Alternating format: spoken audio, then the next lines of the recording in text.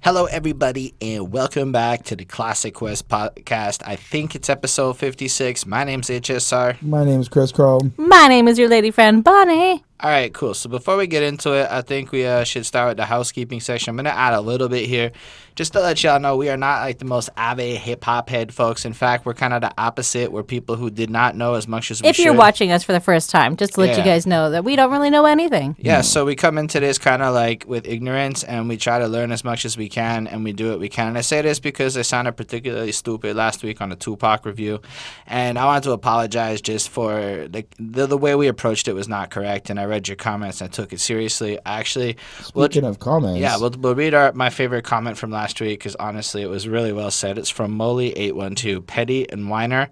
Things I should not have said about Tupac. My bad. I recognize that it's not my place to judge a culture that is not mine, and that was a move of ignorance, and I apologize for that. Be that as it may, the rest of this comments. You don't understand, bro. Pac was a storyteller who speaks the conditions and plight of the black community. Seems as if you think every line is about him. You slid down a razor blade and landed in an alcohol river on this one. No more Pac reviews, please. So I agree. Very straightforward. Everything with this comment, it was well said. I did slide down that razor blade all by myself. I mean, Chris may have helped a little bit. Bonnie was okay, I think. But in general, it really isn't our place to make those comments. And I see, I don't want to like come off like that white guy who doesn't understand, I tried to make up for it a bit this week. Well, but to be fair, like part of it is also we are learning, and we also need your guys' help to get more of the information. So we thank you for that, for real. Like these comments that you guys leave to put us in our place allow us to be wiser and tread smarter and understand where the line is, because sometimes you might just think something's okay and then you say it, but then after you see the reaction and you can just learn from it and whatnot. So I just thank you for those comments, all of you. And for those of you who are still with us, y'all are awesome. For those of you who don't like us anymore, I actually totally understand because it was out of line the way I approached that. Just wanted to say that. But to just give the idea of who we are, we're just trying to understand the culture better. And we just review these albums track by track by track, look at what they have to say, and do our absolute best with it. We just try to understand, like, the track as a whole. Like, and I mean, not that we're not... We are doing research and stuff, and we are looking into like different things and different sources and stuff. But it's kind of like this is what we're getting from the song. Even if we didn't listen to it and didn't research it and everything. The issue is the judging Tupac based on what he was saying, not our impressions and ignorance. Like we made a mistake and didn't know that Jakes were cops. I think everyone thought that was stupid and cute. I think that the way I approached it was just very different. And I'm just saying, to me, there's like an acceptable level of anyway. I think you guys understand where I'm coming from. I just wanted to say I know I fucked up there. So yep.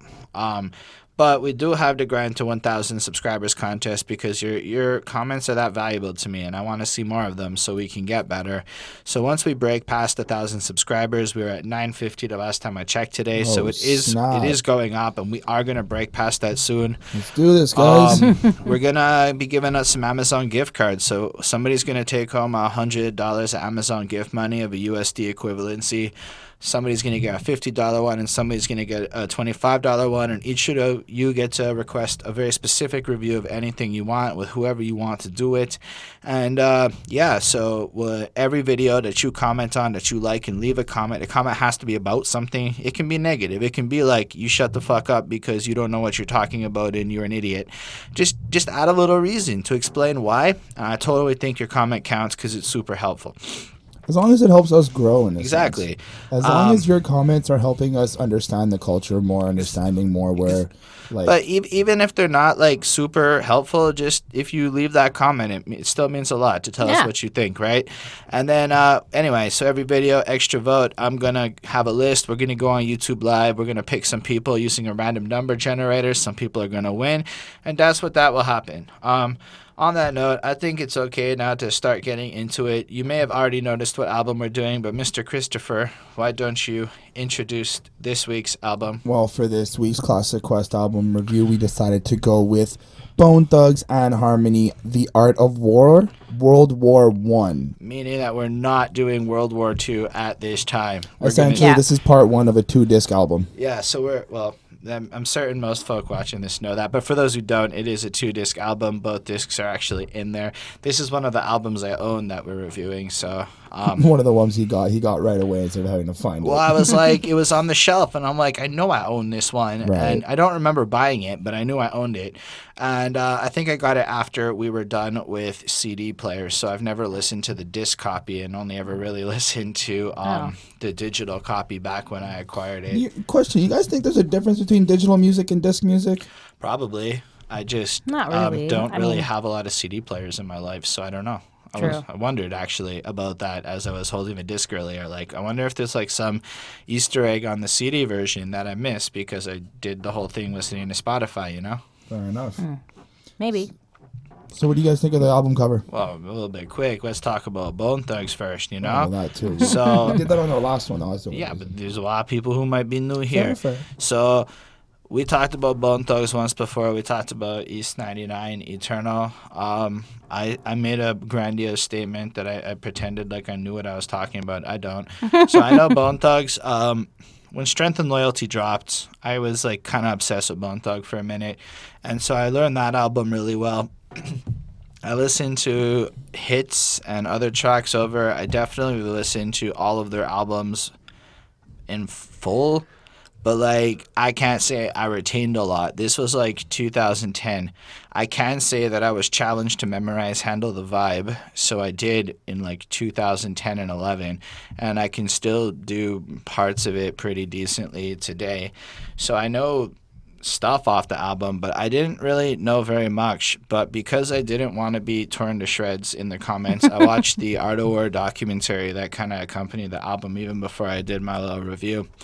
And it made me realize why I was so off on the Tupac one, because some of the things they were kind of like saying really applied to the way I was approaching that, and it really helped give me some context. I also learned a little bit about the 3-6 Mafia Bone Thugs beef, just to see what was up with that. So I just kind of added some stuff there. I don't know. I really love the sound of Bone Thugs. I think they're really cool. So I was particularly a very unique excited sound. for this one. I know Bonnie likes them. Bonnie listens to Mo Murda like all the freaking time. I'm not lying. She really does. I do. First of the month. I listen to like everything from like the last album. I prefer a little bit Mo Murda over First of the Month. But I really enjoy the harmonizing. I really enjoy how they come together with all the different voices, and they're able to kind of like layer it properly so that it's super smooth and they come into like this one unison voice. It's really great. Yeah, it's really great in terms of that. I mean, yes. Well, I was commenting on that. I mean, this is the second album that I'm gonna be sitting down listening to for Bone Thugs. The first time we did it was the last review. Other than that, I kind of know them a little bit from Much Music, MTV, whatever music video was playing when I was growing up or whatnot. I feel like I never encountered these guys off of like any sort of like TV. But maybe, I mean, I obviously wasn't watching like, I guess more like the rap channels or whatever. I just had a particular guy I worked for who was obsessed with them, so he kind of put me onto them specifically. Like, I only heard of them like last year, so. Yeah, so I guess we can talk a little bit about the album covers and stuff. I love this album cover because it's the four of them. I don't know what's up with Flesh. I'm not going to pretend to know. I know he's in the group. I know he's in the documentary. I don't know why he's not on the cover. So if somebody wants to explain. Wasn't he in jail? I don't know. I genuinely don't. If you know he was, that's cool. But if y'all can explain where Flesh was at least for the cover, I know he was on only a couple of the songs that we do. For the record, I haven't done disc 2 yet. I was kind of focusing on disc 1, so I haven't got there yet. But yeah, so if you guys can fill that in, it would be cool. But you have the remaining 4 there in armor. Battle face paints. It's got like this fiery Bone Thugs and Harmony logo. The Art of War is super prominent. I fucking love this cover. It's just, it really fits. It's thematically appropriate. Mm-hmm. It's just cool. Like, I can see how when this dropped, you would have been excited for this shit. Because sure. It's one of the few album covers I'd say that just makes me feel like pumped. Like, I have to hear what the Bone Thugs are gonna say, And it like looks tough too. Like you're gonna listen to like some like hardcore cool stuff. Well, it also takes a play a role on the whole soldier aspect. Like, I'm not talking like military soldier or whatnot, but like if you think about the olden days and like the medieval days and stuff like that, they're wearing like metal armor. They look like soldiers, you know. So I like that creativity. I would go like farther back in time than like a couple hundred years before the olden days that you were referencing. Fair enough. But even then, like knights back then were still considered soldiers. You know, they were the soldiers of the time. Yeah. So. Yeah, ish. Anyway, it's not time to. I don't want to talk about the feudal system now, but I mean we could do that at another time. Yeah, no, I just love the cover. This is gonna be. Although I wonder why Busy's face is not busy. Busy's face is not painted. I don't know. I never thought about it really. I just kind of, because he shines. He's kind of shiny. I know. I'm literally looking at it. He looks shiny compared to the other ones. Anyway, we're going nowhere. Let's talk about Retaliation intro. Let's get it.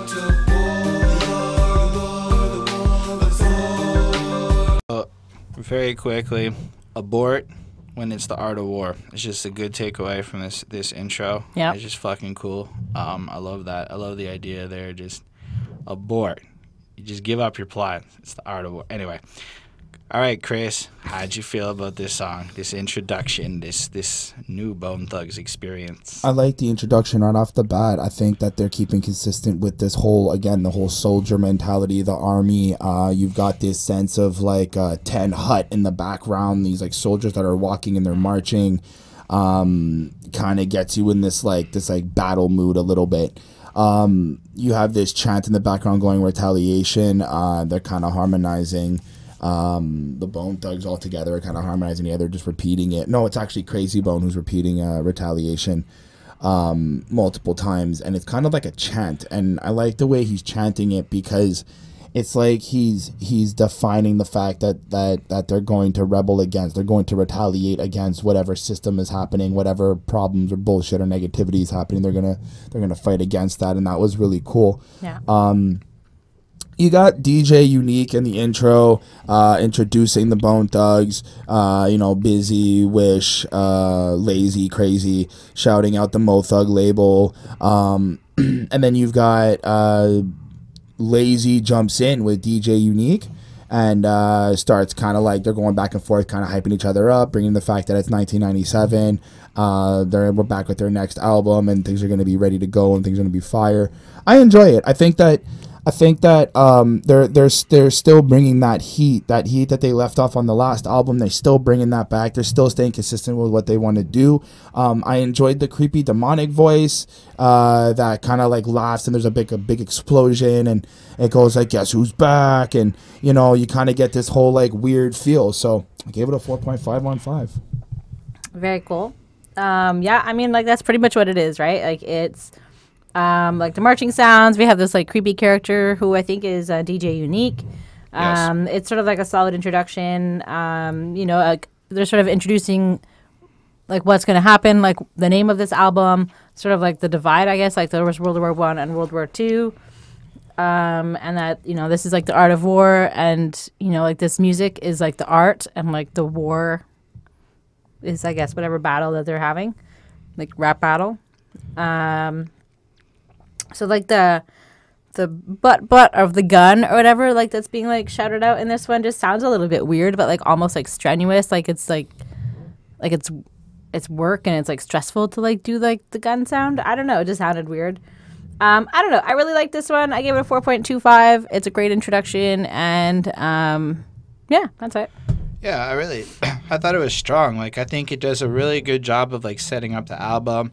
You get the sense that the world has attacked them. And I know that there was, like, the 3-6 Mafia thing, maybe a couple other beefs with, like, some other fast rappers that were going on at the time. They were having police issues at the time. They were kind of feeling like they were being attacked on all fronts, and they just wanted to kind of live their shit, is how I understood what they were saying in that documentary.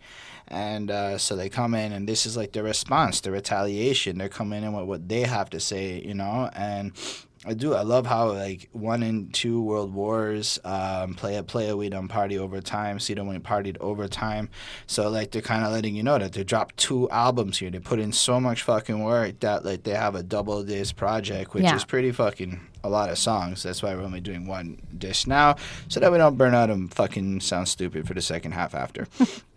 But I love the way Crazy Bone sounds. Now, Crazy Bone has this like hypnotizing voice, right? And I think a lot of people may know that, but yeah, for sure. Just the Retaliation sounds or the and the way he comes in, like it's just he kind of holds down like the entire melody of this song, where everyone might be hyping up over it, but really for me, the central star was just Crazy Bone's beautiful voice with everything else. I thought it served perfectly to kind of give you an idea of what's going to come. The harmonies with like the intensity and everything. I gave it a 4.5 on 5. I thought it was really fucking cool. And when the bass drums actually just kicking in this song, like it's such a clear moment, like just this kind of sound. I just felt it, like the energy just spikes. It's so well composed. Anyway, 4.5 on 5. Mostly because I understand why the DJ Unique intro part is really cool and why it's really fitting and why some people will comment how it's great. It's just not, it's a little bit not my favorite because it's kind of one of those in the mood things. But the second Crazy Bone kicks in, I could listen to it all day, every day. So 4.5 on 5. That's how I feel about it. Let's handle the vibe. That's true.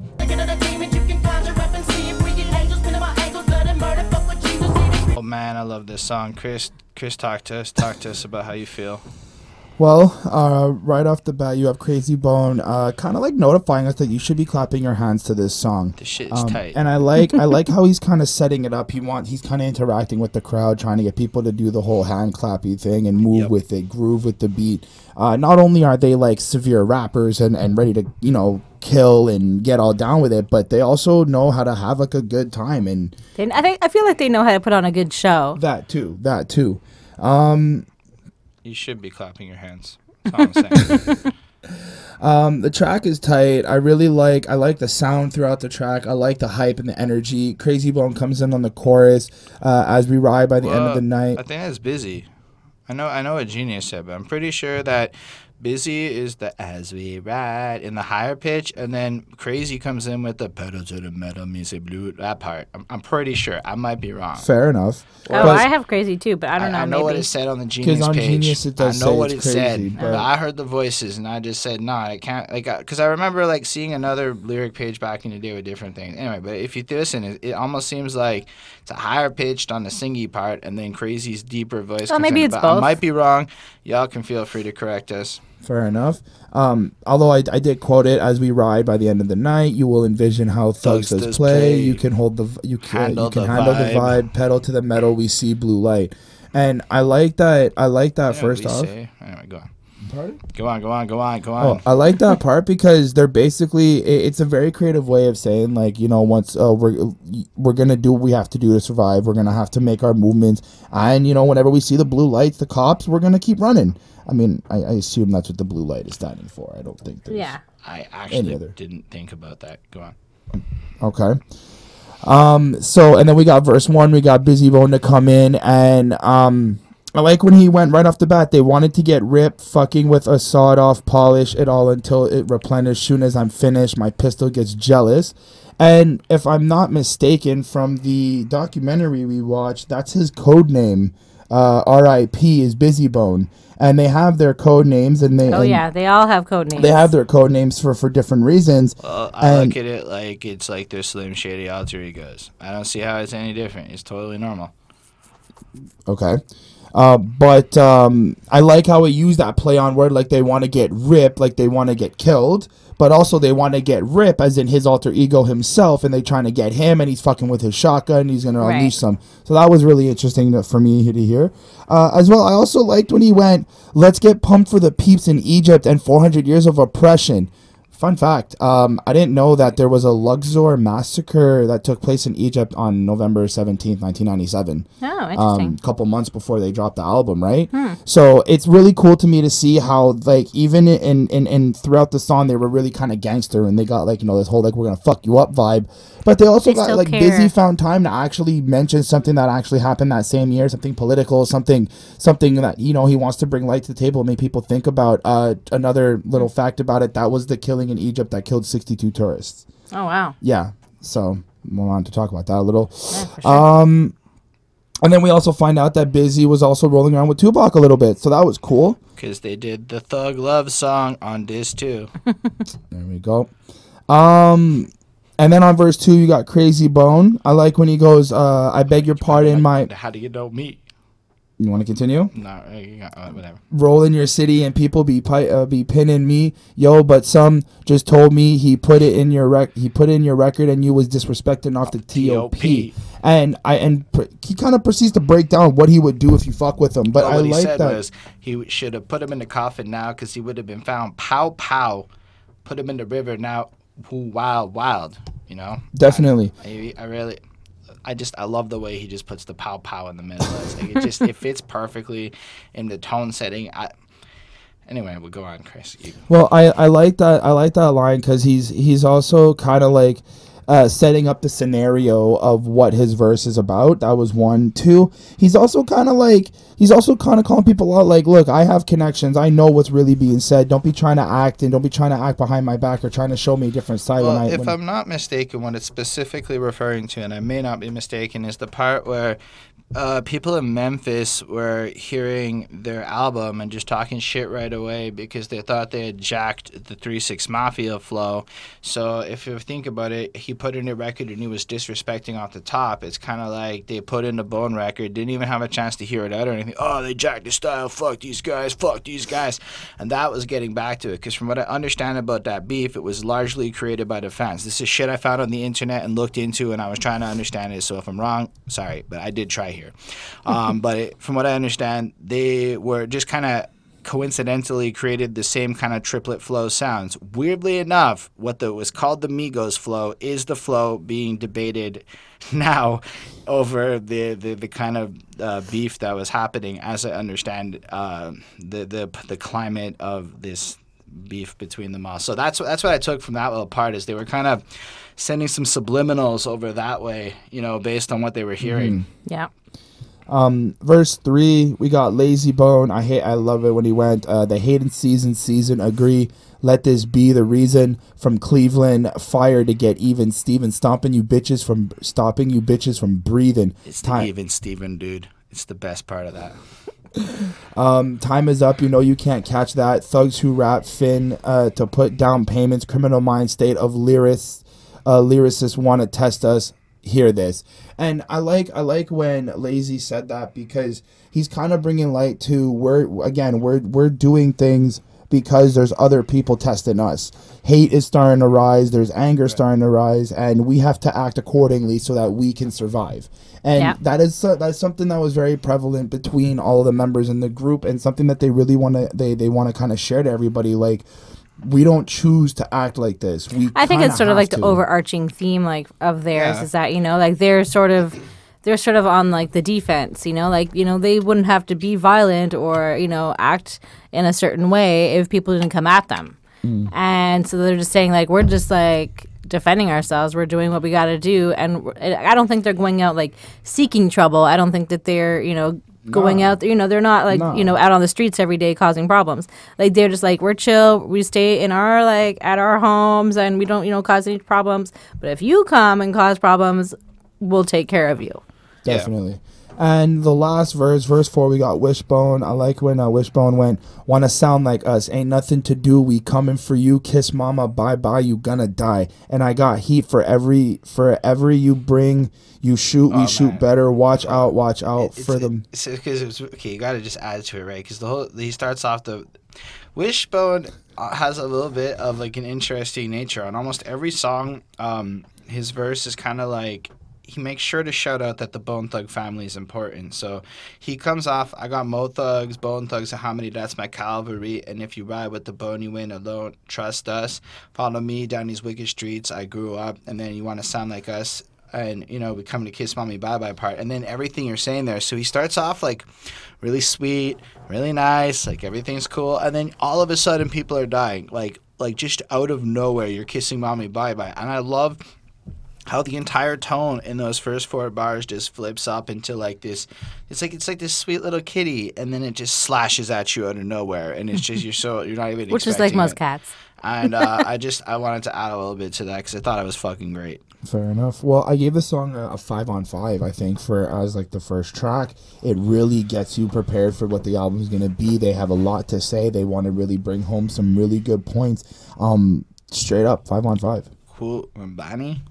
Hold on, I think I'm going to let you go first. You seem real excited about this one. I like this song a lot. Bonnie yelled at me because I was singing it the other day. She just, whatever.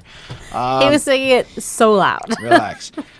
So I just think it's pretty cool. Like, each of their verses is kind of like a retaliation of sorts, of them kind of responding to their own feelings and whatnot. I think Chris pretty much broke down the general premise of the song fairly well. I love the fact that all of their voices contrast so well. So I would say that you have like Lazy and Busy, who are like the higher voices, and then you have Crazy and Wish, who are kind of like the lower voices in terms of register. Mm-hmm. And so you have Busy with the high voice, followed by Crazy with the low voice, and then you got Lazy with the higher voice and Wish with the lower voice. So that was a great like flow and symmetry to the song. Nice, I saw a video recently where people are attracted to symmetry, so that was attractive to me. This chorus is fantastic. Just from the second you just start banging your head, the beat kicks in, and the beats are astounding on this album. Like, I don't often talk a lot about the beats because I don't often feel that beats are super astounding the way that I felt that DJ Unique's work here was in Busy's flow is just ridiculous. Now, and all of them are, but like right away from Busy. When does he breathe? Oh, you could do it. It's not anyway. He's just nonstop. There's little pockets. You'd be surprised in how like in a 16th note you can fill your lungs. And anyway, it just comes in with crazy. What I love about it is how like these guys almost design rhymes for people with ADHD. So like everything keeps changing. Every few bars, it's different. It goes from singing to rapping. Like, it just keeps up the flow. So interesting. Like, so Busy's coming in, and then the language being used is insane. So Chris brought up some of the gun bars that come in, and he talks about the different weapons he has. But then all of a sudden, he flips it into some more spiritual shit, right? Like, now bet on the real, it's all the way to the bank, and you think, you finna get that gangster, get in a demon you can conjure up and see if we get angels pinning my ankles, bloody murder, fuck with Jesus. And then he done creep going in with all of that. Yep. He done creep putting sleep to the race upon my enemies, and then the Egypt line and whatnot that Chris put it in. But then he follows it up with spread the message, I'm finished, diminish these so-called critics and fuck them billboards and the billboard status me kick it. And you get the idea that like they're like, honestly, so I feel, and I might be misinterpreting it, that is basically saying you're fake as fuck compared to the realness that we are, while using all of this crazy spiritual imagery of literally demons and shit that he's seeing and stuff going on, referencing the messages that Chris came in. And at the same time, I kind of took it like Jews, because I'm a Jew. So 400 years of slavery is what I think of when I hear that. Yeah. Not to compare it to anything else, but I just can't help it. The Bible pops into my head. Just does. But then I love that he takes all of that and he's saying spread the message immediately after, and he's trying to push it forward and fuck the billboard. We don't care about the pop fame. And it's just, or maybe it's the opposite. Maybe it's because they are on the billboard and they're saying we are the shit. I may have misinterpreted it. I don't know. Crazy. It's just amazing how we go from like almost this erratic busy flow to this smooth and like kind of flow of Crazy Bone that just flows in and it just matches perfectly, and it's great. And he comes in, and I love the part where like Chris just quoted earlier. I like the part where he's like, we're going to come meet you at the club, we're going to come do our thing. You just get the sense that, again, because he's got Bone, he's ready, he's coming in, and they're prepared. The chorus kicks back in, Lazy comes in, does his thing. It's the same general concept in terms of it. I really like how he's like, are down for the murder mo, real are killing the claim, I'm ready to win it, now bet it be ripped to the finish that makes you want the same.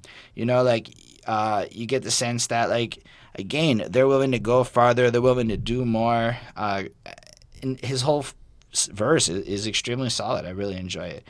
Wishbone, honestly, he's just like the glue, man. He just comes in, and it's almost like this cheery little fun verse that literally says the same kind of thing, only polarizing more on the we are bone, we are together, and y'all gonna die. And I just love how it all flows together. This track is a flawless 5 to me. I could listen to it any day of the week. All right, Bonnie, your turn.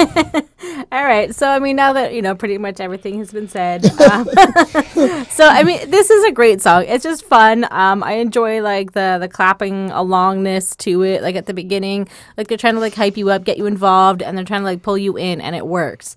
It's just so much fun. The beat is, like, an amazing dark beat. It is, like, it's so unique, but it still sounds like something that I've heard. But I have no idea what that thing is. Like, I can't compare it to anything else. So it's very unique, very classic. It's cool. So yeah, right away we've got Busy. I mean, he's just like a crazy spitter. Like, he can rap like it's nobody's business. And like, for me, like I said, I was just like, I was impressed. Like, there were like tiny little bits where he could breathe. And I just think that was cool that he was able to do that. They're there. I'm sure they're there. He didn't die during the verse. So, I mean, we're good. So, Crazy is deeper and serious. And, like, we can tell that he's, like, highly skilled, high in both ways. And then, the chorus comes in and they're talking just about, like, they're just killers and doing what they got to do. Right. Lazy. For me, like, you totally skipped Crazy, no? No, I talked about Crazy. Oh, my bad. Y'all need to listen. Yo, hold on. I'm just trying to make sure all the bones get their love, okay? I'm going to give all the bones all the love, okay? Okay.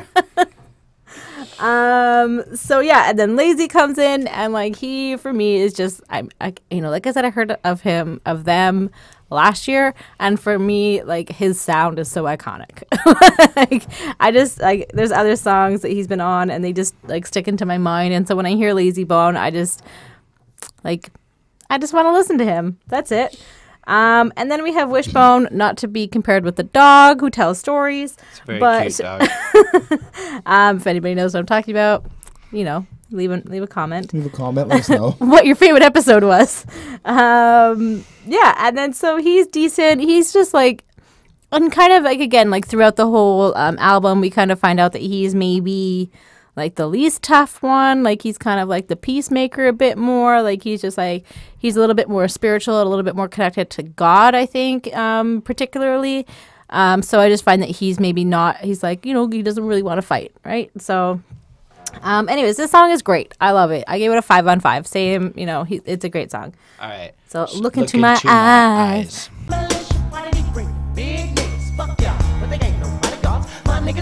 Chris, focus. How do you feel about this amazing song?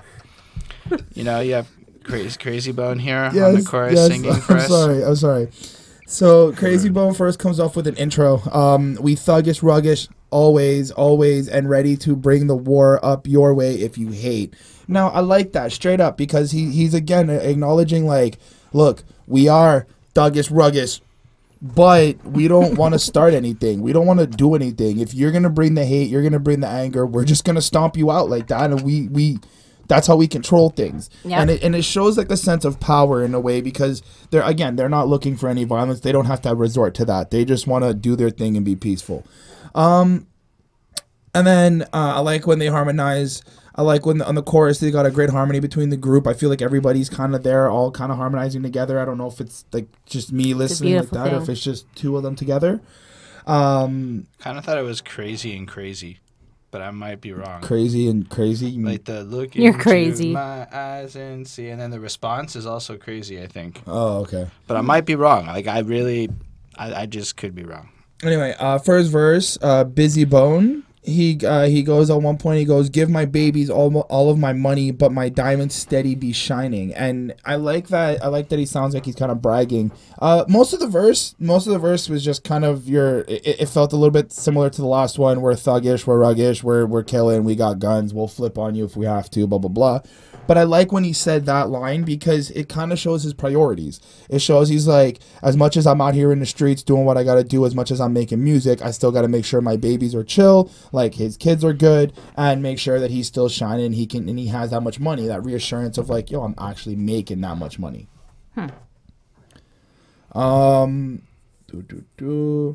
And then on verse 2 we've got Crazy Bone. And I feel like Crazy Bone's calling out the people who are copying their style. They're still on that topic. And he's not really getting credit for any of the of the styles that they've been creating or they've been starting. He goes, and I don't want to say any name and all of that, but all y'all finna get stomped. Let them loose. And they heard the news. You run up, you could get dead. Oh, and I like how he's like, look, I don't even have to speak your name. Like, that's not G code, you know? Like, we're not going to snitch here. We're not going to say anything silly, but I am going to take care of business. I think it's also more that he's just not even going to, like, acknowledge it. He's not going to give them any credit. Yeah. Right.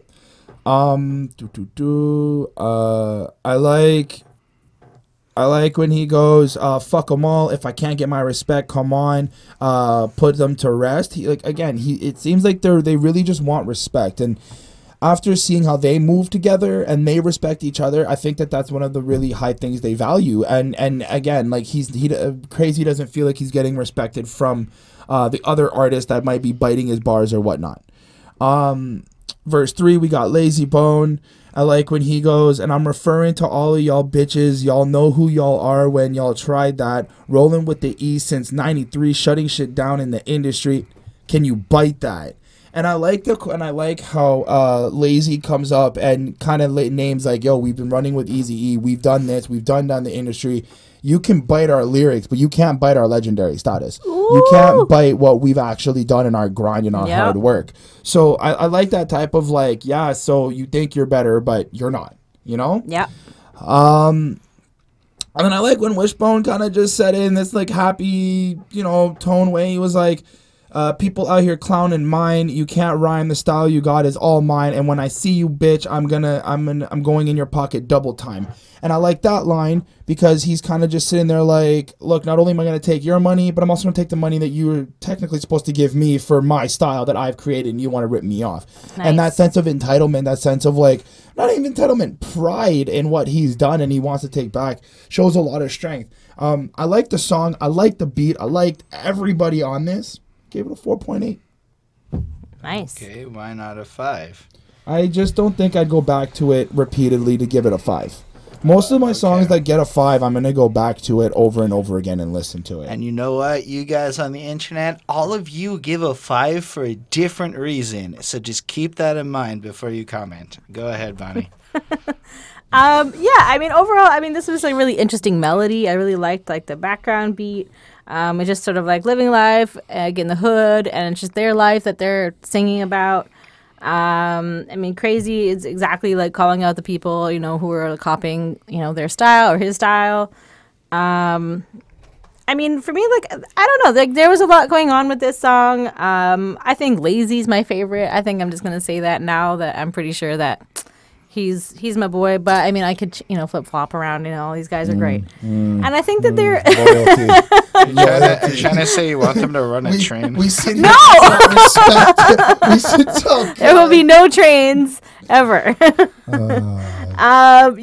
I just think it's overall I just think that there's a lot going on. There's a lot of words happening, and I think that even if you miss out on some of the words, some of the lyrics that they're singing, I think that that's less important. I think that the beat and the sound of the song is really important, too. It stands on its own, doing its own thing. I think that what they're saying, and I'm taking a little bit from what I learned from the documentary as well, right? Yeah. Pretty sure it was Lazy who said it, and he was explaining classic. That's my boy, right?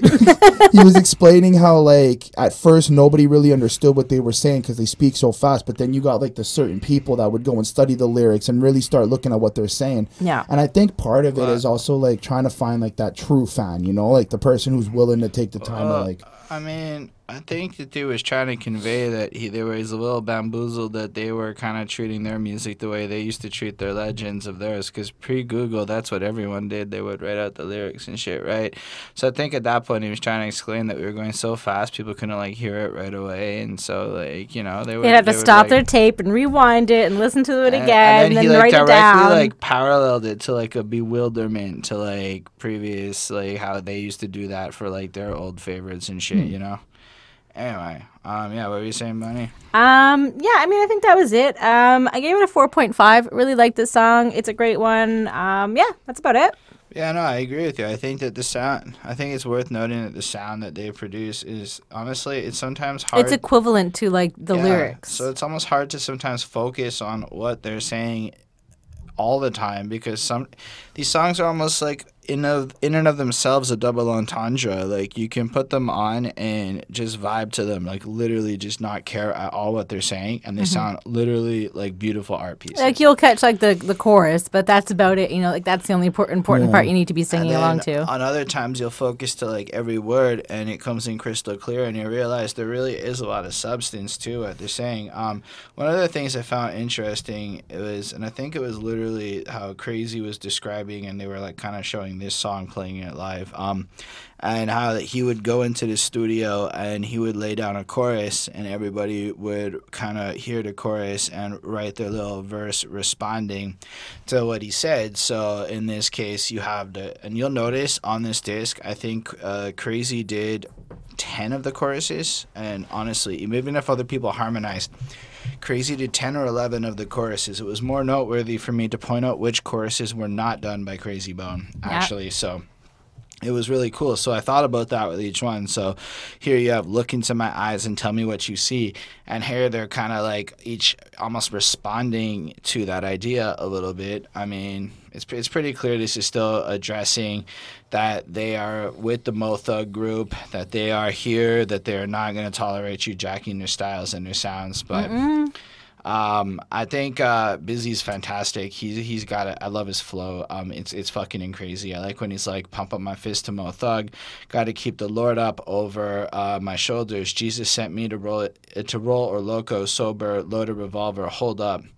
Now buck 'em out of hell because I'm showing them, and I seen that the bullet holes was too much, no luck, etc. And you just get the sense that there's conflict in the negative actions he has to do. He has this this spirituality that gets shown in.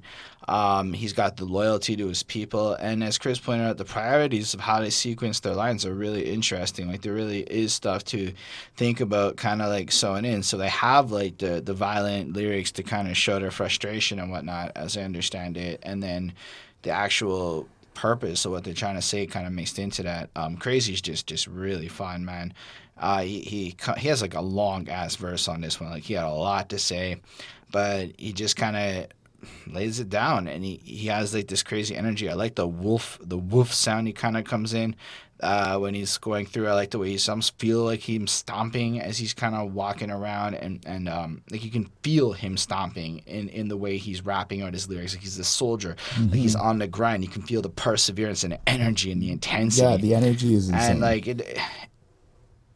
it was just good. And I like when he's like, hey, we motherfuckers in a deadly way, fully automatic when we let him lay, shit, get down, Leatherface. Like he's got to keep his other personality in check, or what. That's how I took it. Like otherwise he's gonna go crazy with all the stuff, but he can't do that anymore, so he's got to keep it in check. Anyway, I enjoyed the energy he brings. Lazy too, man. He also references his other alter ego with the #1 assassin blasting bashing, or now you know what I'm doing. All the heavens gonna be ruling true when he come. We won't be losing, proving him wrong. And it's the same kind of energy, the same kind of aggression that you're getting, but it's all smooth, and all of their flows are so different, but they all harmonize so well together. Wish, as always, coming through, because when you fucking with Bone, we sending him home in a body bag. Now look into my eyes, you see a real killer thug putting it down with harmony. And I love that, right? Because it's kind of how they end the song. Often I find they put Wish at like the end, because if you think about it, Wish is like the most peaceful, harmonizing guy in the group. Yeah. So everyone else kind of lashes out the negativity, and then Wish kind of ties it in. And the last thing you hear, it's like, let's all just get along. Joke on his name. He's also called Wishbone. He's supposed to be like positive and happy. Yeah. A good thing. Yeah. And I love the idea that at the end, he's a real killer thug putting it down, but with harmony, with his squad, with his people. Like, did a real folk and whatnot. And it's really driving it home that there's this community that is so important. They're holding their glue. I don't know. I think that this has the same level of energy, the same level of passion as Hound of the Vibe. It would be wrong to not give this song another 5, because I could listen to this day in, day out. It is so freaking awesome. But then next up is Bonnie. Body Rott. This bunch of niggas like us. Don't be so quick to test us. I'll be more than Mike Bus. I'ma have to talk. All right, so I walk out and I go into the living room, and Bonnie's like, I know which song I love best. And then I got to watch Bonnie dance around to this song and whatnot. Bonnie, tell us how you feel about I love this song. It's so much fun. I love Body Rott. Okay. So yeah, I mean, this is basically, he's just kind of saying like the violence is going to continue until every cop and every hater is like dead and rotting. That's basically like the whole point of this song, I guess. But man, is that chorus thumping. Yeah, it's great. It's so good. Crazy is going to have to talk to Eazy-E because he'd passed away on the Ouija board. And he's going to try to find out why people are hating on him, because he doesn't understand it. Like, he's just trying to, like, do his thing. He's not supposed to, he's not trying to get hated on. He's just putting out music and, whatever. So he's kind of looking to, like, his, like, guardian angel, I guess, Eazy-E. He says, like, don't fuck with him. Like, he just wants to party. And then, like, on his verse, like, he's kind of slows down so, like, you idiots can understand him. Like, it's kind of what he's saying, basically. So he just wants you to be able to listen to him. Busy is amazing as usual, like so fast, so clear. Like he just like hits it. It's like a really solid like rap verse. The chorus is perfect. Obviously, it's just great. And then we have Wish, and then like he just kind of like holds it together, I guess, with like. When he kind of sees the world with, like, his high-colored glasses or his rose-colored glasses or whatever. Like, he just sees the world, I guess from his little squinty eyes when he's high. So, I mean, I just love this song. The beat is so good. Lazy. You forgot about Lil Lele? I guess I forgot about him. I thought it was your man. He is my boy. But, like, maybe just because I was so caught up listening to him, I didn't have like a chance to like write anything down. His verse is automatically perfect. Yeah, it's so good. Okay. Okay. That's funny. Yeah, I really love this song. I gave it, of course, a 5 on 5. I realized this might be the song with the wolf that I said the last one, and now I feel kind of silly. Oh. Whoops. Go on, Chris. How do you feel? Well, I do agree with Bonnie that the song is amazing. I find the beat to be a fucking banger. First verse, we got Crazy Bone, and just to quote the actual lines that you were talking about with Eazy, I'm gonna have to talk to Eazy through the Ouija, so I can see if maybe he can tell me hate, and he can He's tell like me really kind of like this singy rappy kind of thing, like I can talk to Eazy through the Ouija. Like, right. It was really fucking well executed. Right. Yeah. Right. I like that. I like that line because he's not only is he like paying homage to Eazy-E and like shouting him out and everything, but he's also like. There's no one else that he trusts besides Eazy, and he has to go so far. Like give him the answers like, that he needs in life. Exactly, even after his death too. Why is everyone hating on him? Yep. Verse 2, we got Busy Bone. I like the way that Busy Bone rips through the track. I think he just his voice, the high pitch in his voice, the way he just controls everything is ridiculous. I like a line when he goes, I heard, I murdered, I heard, I murdered, I heard. Well, yeah. It's like this high pitch, like I heard, I murdered. Like I know I'm doing it wrong, but it's like it's so good. Just go listen to it. Describe how like eerie it is, like this, and you got a picture like you got Crazy Bone who's just done this crazy thing, the cause of body rot, and then it like fades. And I heard that, and it just like everything kind of stops. And then what he does immediately after that is rip the track apart. Like I wouldn't be shocked if he was on an ecstasy pill when he came up with that flow. That's how fucked up the flow is. It is one of the nicest flows I've ever fucking heard. Yeah. That's how good Busy. Anyway, go on, Chris. Well, I heard I murdered. I heard I murdered. I heard. Yeah, we holler about all the murders. Look what they did to Tyrone, flipping the flow and let it burn without pistols. The police ain't strong. Finna bomb bitch, you fucking with all the black. You got black got peeps. And in 1999, when you meet up in the land, be it no peace for the police. Nice. Again, Busy Bones dropping some more like dated stuff that happened, some more news that was Hold on. I want to comment on your use of the word dated there because I think it's... I'm not saying dated like this is only for 1997. But what I'm saying is this is like, I mean, technically the specific incident with Tyrone could be qualified as dated. That's why I wanted to just interject there. Right. Because it's a specific incident about a dude named Tyrone who was killed by the police. It's 2018. That's the same story, and Bone was spitting this shit. It's like kind of like when you see it in Ice-T's albums and all these other people. But that's what I'm saying. That's what I'm saying. I know. Like, I just was your wording. I was questioning your wording. Go on. Okay. Well, I like that. I like that he brought in another scenario to bring emphasis to his point. I like Lazy didn't have anything noteworthy really. He's good. Gosh. He's good. I enjoyed the verse. I enjoyed the way he presented it, but it was just okay. There wasn't amazing really there. And Wishbone, I like when Wishbone said, fuck that dog, because it's superstitious. Don't pull no gun if you ain't gonna spit. Click, clack, clack, be the sound. And I like that he's kind of giving everybody a warning that he has to be superstitious. He is paranoid, but there's reasons for it. Like, given what they've already expressed to us and talked about, like they're doing certain actions that will lead to some problems, but they also live in an area that could bring about some problems, and there's certain things that are going on. So he feels the need to be paranoid, but it's right for him. Yeah. Yeah, especially just anyway, go on. I gave the track a 4.5 on 5. Yeah, because to follow up on the Wishbone part while you're there, because right after the click cloud and the sound part, it's like these police and haters is wrong. You know, directly kind of emphasizing the people that are targeting them. We bucking them down, trust in me, harmony, a game with the trust in his group. I try peace. Eternally bless my soul, Lord, and everybody that rides with me.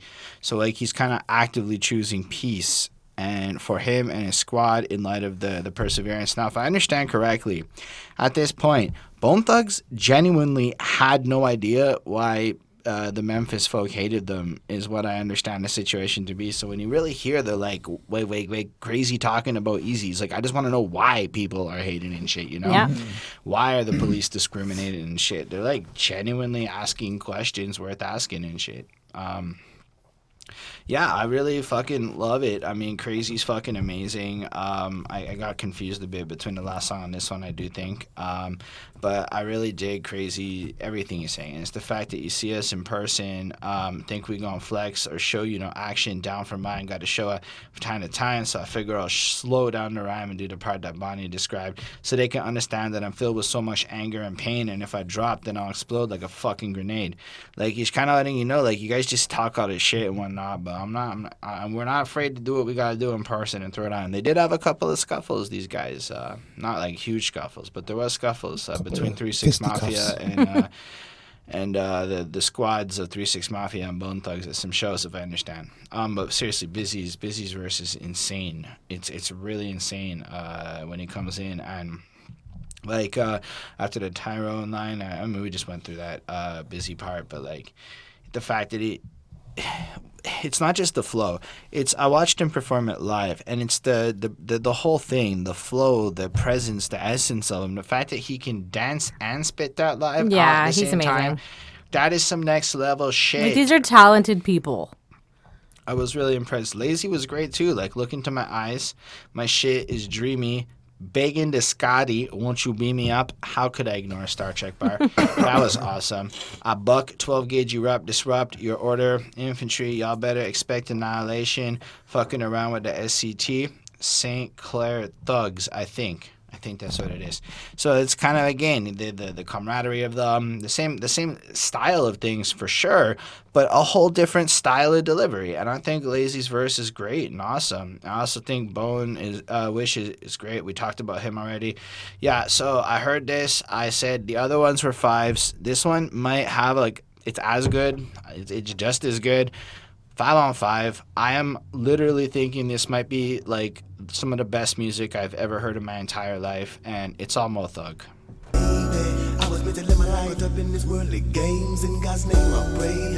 Being in a relationship is finding out that every time you knock the towel over, you're gonna hear about it. Bonnie, Chris, tell us how you feel about this song.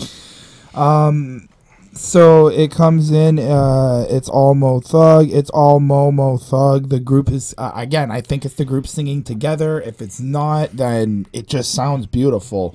The way that they're able to Again, I'm pretty sure it's Crazy on the chorus with harmonizing behind him, like he's the lead vocal track. I could be wrong. Okay.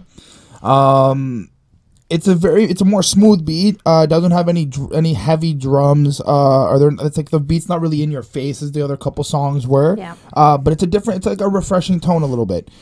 First verse we got Flesh Bone. And Yes. he didn't really have much to say that was noteworthy for me either. For Chris. I appreciate his verse. He's very talented. He stands up to with the other Bone Thugs. His voice is so cool. Nothing really there for me. I wish we'd heard more of him. It's so cool. Verse 2. Crazy? Maybe I'm wrong. I think it's crazy.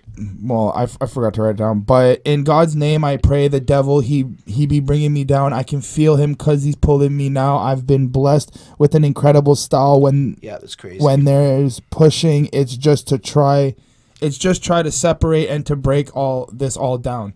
And ain't that foul? Go on. I like that type of honesty and the it's weird to kind of see these like gangster soldier people believe in God that heavily. Why? And I don't know. I guess it's just it's like the gentleness of it, I think. But I think that's what makes them the most honest. It's like, I think it's only the person who's in the worst of the worst who can truly appreciate the value of a God.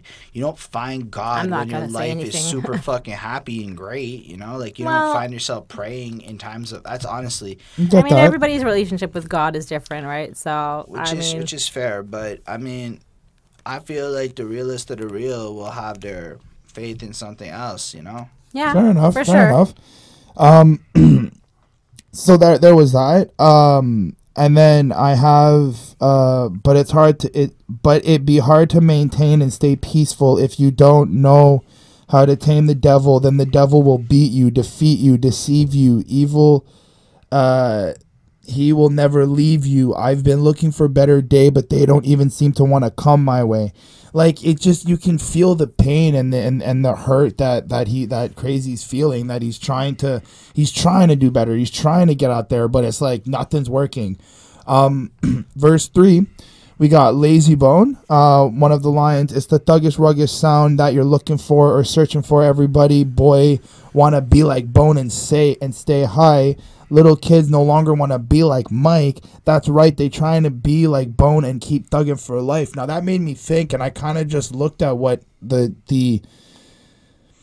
what everybody wants to be kind of like nowadays, and it seems like everybody wants to be a rapper, everybody wants to be a gangster, everybody wants to live this hard life, or at least the world that I see and that I am looking at. Not going to speak for everyone else. Is trying to go for that. After he did, and to see that they're acknowledging, like, nowadays, for even them in 1997, nowadays people wanted to be more gangster than be a basketball player. Well, right, yeah. So that was really cool. That was something for me that kind of stuck out to me. And it's fair. Hip hop is officially the most popular music in the world. Right? The hook between Crazy Bone and Lazy Bone was good. I like how their voices meshed together. It gave this sweet little smooth vibe to it. He now knows who's on the hook, whereas previously on this song, he was uncertain who was on the hook. Go on, please. Yep, this is where I figured it out. Go on. No, it was the verse. I wasn't uncertain. Oh, no, you said... No, go on. You said the hook. Go on. Verse 4, we have Busy Bone. On the brain, it's a stress, a strain, the game, the fame, the fame, the fame. What about these hoes? Oh no, little easy for show. To tech bone, if he's wrong, well, he's gone for my journey to keep me strong, but dear Lord, I miss my peoples. Again, like you can feel they're losing people. It's a bad environment. Things are happening and they're just trying to cope. They're trying to find a way out of it. And then on verse 5, we got Wishbone. Something he said here was, dear Lord, my sis has got bone to look up to feel proud of. On top of all that, there is mommy out the ghetto now. I thank the Lord and the Bone Thugs and Harmony for everything it brings to me. Yeah, I thank the Lord and these Bone Thugs and Harmony for everything it brought to me. Aww. Hold on. And better believe that we'll do 'em, shoot 'em, kill 'em, is the very next lines. Again, I love the way Wishbone does that. Like, I don't know, man. On the last He's like, Bone I love review, everybody, so peaceful. I missed the value of Wishbone. I'm going to kill everybody. And I just love the fact that, first, let's get my ducks in order. Love God, sister at the hood, everybody good. Fuck you up. I love it. It's so well executed. I gave it a 5. Fair enough. Nice. And Bonnie, did you like this one too? It was all right. For me, it was, it was a slower song. It's sort of like the life in Cleveland. And they just sort of like are hanging out in the hood. They're not really like necessarily causing any problems. It sounded a little bit R&B for me a little bit, like the beat. I believe it was Crazy that was talking about like having to deal with like groupies and like that kind of situations. And then we have Wish at the end, kind of saying like proving haters wrong. That's just kind of like what they're doing. Like they're just gonna like keep killing it. Thanks God, obviously. For me, this was a good song. It wasn't my favorite. It was a bit too slow for my liking. So I gave it a 4 on 5. Okay, so I started off feeling like Bonnie, like a hater. But then I kept listening to the song, and it resonated with me, and it was perfect, right? Because we've had the hard-hitting shit, and we really needed to have some of that slower, harmonious side, right? Now, we had this harsh-hitting body rot, this harsh-hitting look into my eyes, these songs that are almost on the more vicious, like, we gonna come at you type shit. And here we have some appreciation with It's All Mo Thug, right? Where they're almost, on the one hand, calling out their group, Mo Thug, which is their collective of just people, like the way to describe it, they left, they got their thing, now they're back in the hood putting those people back on. So they're taking like almost their philosophy, like Mo Thug is just the future to them. And then Flesh is here, which is awesome, and he comes in and they all kind of conceptually are just showing appreciation while lacing in the same type of thing that they managed to say on most songs. So what's really brilliant is how they managed to say it also differently. But Flesh's voice is cool. Like, it's this kind of raspy weirdness that really, like, I want more of it with all the other Bones, and I'm excited that it's here. This confused me. I love how it sounded. Stop bringing that pistol and fetch ya and shoot it. And catch your shit pop, stay tucking that gat in your lap away. So if you can't roll strap, now how about that pistol go pop and that go fucking with one of my own? And I don't know, the way he said that, it was really great. And it kind of got the feeling that he's just kind of saying it doesn't matter what you have. He's going to come in and do what he's got to do and take care of the situation. So who cares if you are strapped and prepared, they're still going to get you. It's kind of what I took from it. And I love the way he said it. And I love the way he delivered it. And the fact is, he really stands out next to the other ones. Crazy comes in and does this thing. I really dig when he's like, kind of like what Chris said mostly. He kind of jacked that one for me too. I also like when he's just like, this is for the ringing of the bell, the bell, the bell. And just the way he said it was beautiful. It really just like, it stood out. Sometimes it's not about what they're saying. It's the combination of what they're saying mixed with how they're saying it. Where like, they almost sometimes just can't decide if they want to sing that part of the verse or they want to rap it, and they just flip it in interchangeably and seamlessly, which is beautiful. Lazy, so quit, never bringing you no bullshit, man, face to face. It's that assassin gang bringing that heat. What y'all bringing is lame. I just like the fact that you just calling people lame. Lame is a great word. But if you want to bring the pain, then you got to maintain. Come in on another level. I'm going to let you on the deck up at the top of the pile. Fake want to claim my style, but I'm going to break them down. But you got to come up unique, you know? So I like the fact that he's kind of coming in and he's got no time for the bullshit of other people. And if people want to come in and face, as he's described by the assassin, he's little. He can't handle fighting. So he's going to take you out one shot, and he's the assassin gang. So they will just destroy you with the sneakies and stuff, you know? Yeah. And I just like the fact that he's like, look, if you do want to compete, if you do want to come at it, at the very least, bring your own thing. Be a little bit unique with it. Anyway, I thought that was dope. Busy, same kind of shit. Fun verse. Well, not fun, but I like where he's like, but dear Lord, I miss my peoples, and it just seems so evil that I can't kiss my kids goodnight. And just to think about it, when my heart breaks whenever I hear that anybody can't kiss their kids goodnight like that. Like, I don't know. You hear lots of situations. I don't know what his specific one was, but it's just a heartbreaking thing. Put him to bed, tuck him tight, and catch him sleep. That's all night. And that's all right. And I'll get mine, y'all get mine, I'll take time, whatever. And really, it's just then he escapes with weed and wine, but he just wants some really basic stuff, some really, like, normal, universal. Like, you can be of any economic class and background, and this little part here will apply to you because, frankly, there's a lot of situations where men are completely just kept from their kids for XYZ reason, and that would really, like, it really hit me there, you know?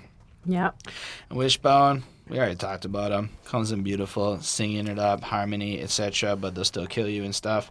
This track's a 5-on-5. It was a great pace changer. It's a way of not just being that one thing. It's showing the full extent of the Bone flow. And in a way, it's proving that they're ready for war. Hey,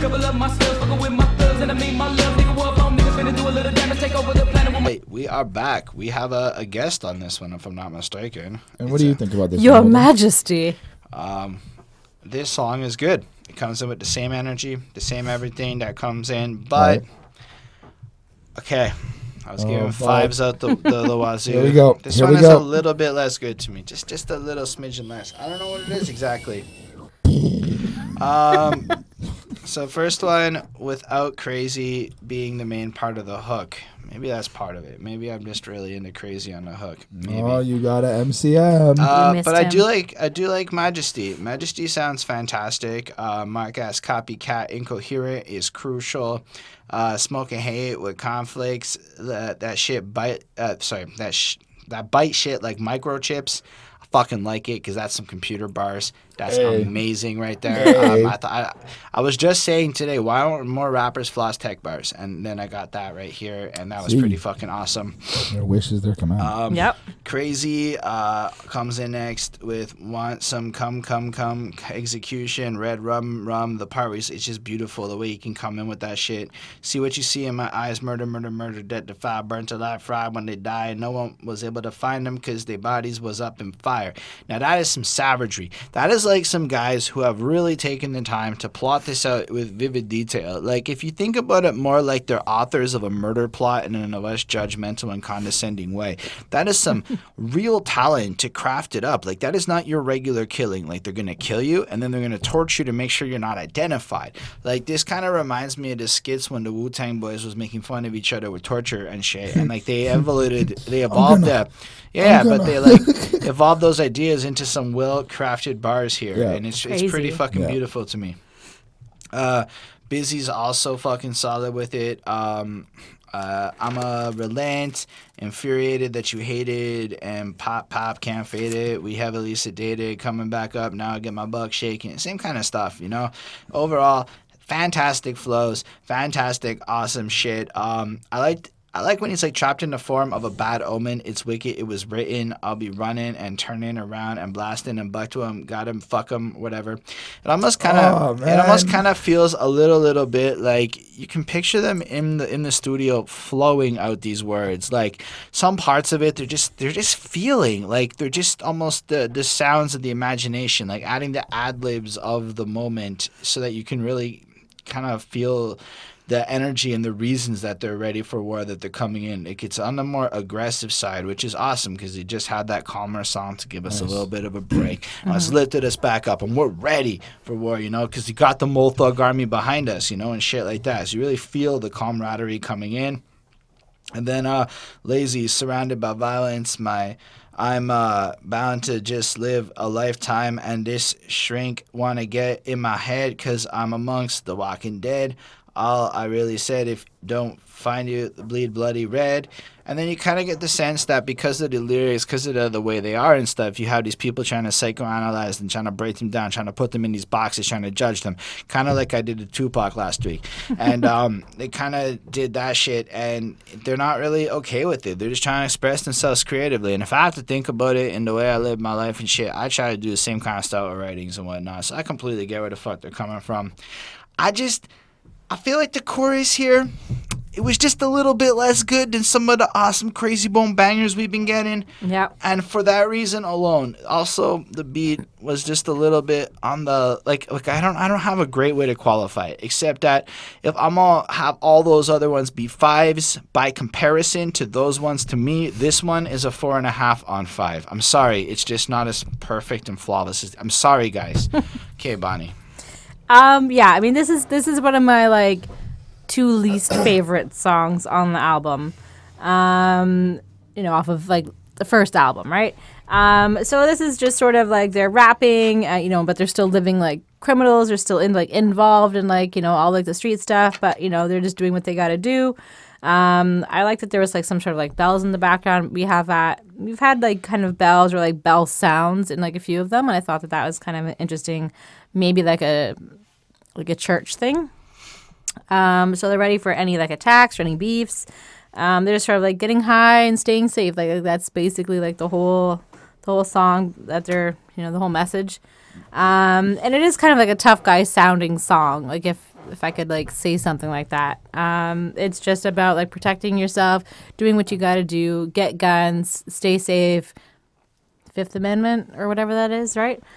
Isn't it the Second Amendment? The gun one? I don't know my amendments. Second, I'm pretty sure. We are Canadian folks. Yeah. Canada, it's different up here. We don't have any rights to bear arms, which is okay by me. Our rights have a notwithstanding clause. Yeah.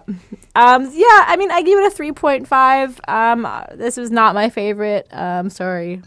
Your turn, Chris. Okay, so I like this song. I think that it was good. My understanding of the song is that this is an entire song dedicated to a group that they're beefing with. Yes. And that they're basically going like, you stole our style, fuck you for doing that, blah, blah, blah, blah, blah. Like, you tried to bite our in hindsight, there was that one. Well, I mean, they're ready for beefs, right? So Majesty, please, somebody correct me if I'm wrong, but Majesty goes, hold on. Okay. Anyway, he goes, my mental seduction, run your whole sounds, suction, abduction of lyrics, is the loss of life, love of spirits, capital offense of generic loss in the prison. Like, it sounds like he's kind of just going, like, in really smart terms, saying, like, you trapped yourself by taking our style. And yeah. And then all the other rest of the verses are basically everybody else kind of just like, we're better than you. That's what I got from this. Okay. Holden quoted practically like 85% of everything I checked. But what I do like from Lazy on the first verse is and bitch, you want to dig your own ditch and hit you with levels beyond your control. My mama never raised a punk and hose. Didn't raise no punk and a hose, just real coming snatching souls for dough.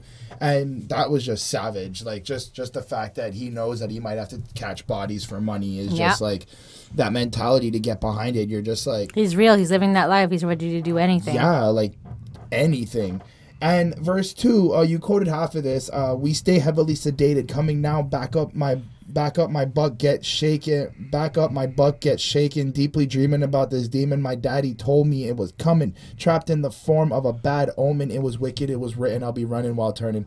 And just the fact that like he's got visions of these bad negative things happening, and like his father told him at such a young age, and having to know that you have to grow up like that and having that type of like warning and that type of information happening so young, it's just a little scary to think of. And you just got to imagine what he had to deal with, what actually the real demons were. Which one is it? It's busy? I don't know. Hold on. Because Busy has some serious demons to deal with. Lazy's the first one. Okay, but who were you just talking about? And then Busy Bone's the second one. So who you were just talking about? Right. Yeah, he does have some serious demons. Yeah.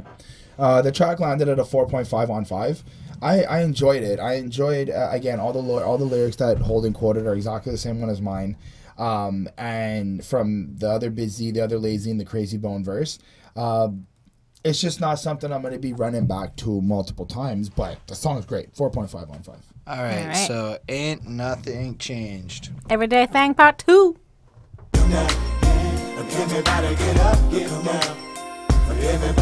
Here, I think you're a little bit happy. Crazy Bone's back on the chorus. I do love it. So, Ain't nothing changed, Daddy. Go on. Exactly. He's repeating Ain't Nothing Changed every day.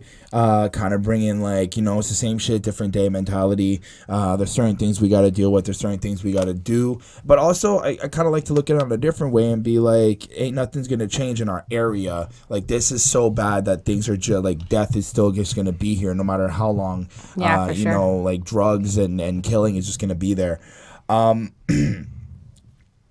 We got Crazy Bone on the first verse. And I like when he goes, and life a fucked up game without the green. Gotta have another bill, y'all dog. I need all my change. And he's like bringing light to, and he acknowledges like you need money. You need money to get to a better place. This sense of wealth and wanting to be rich. It's like just knowing that.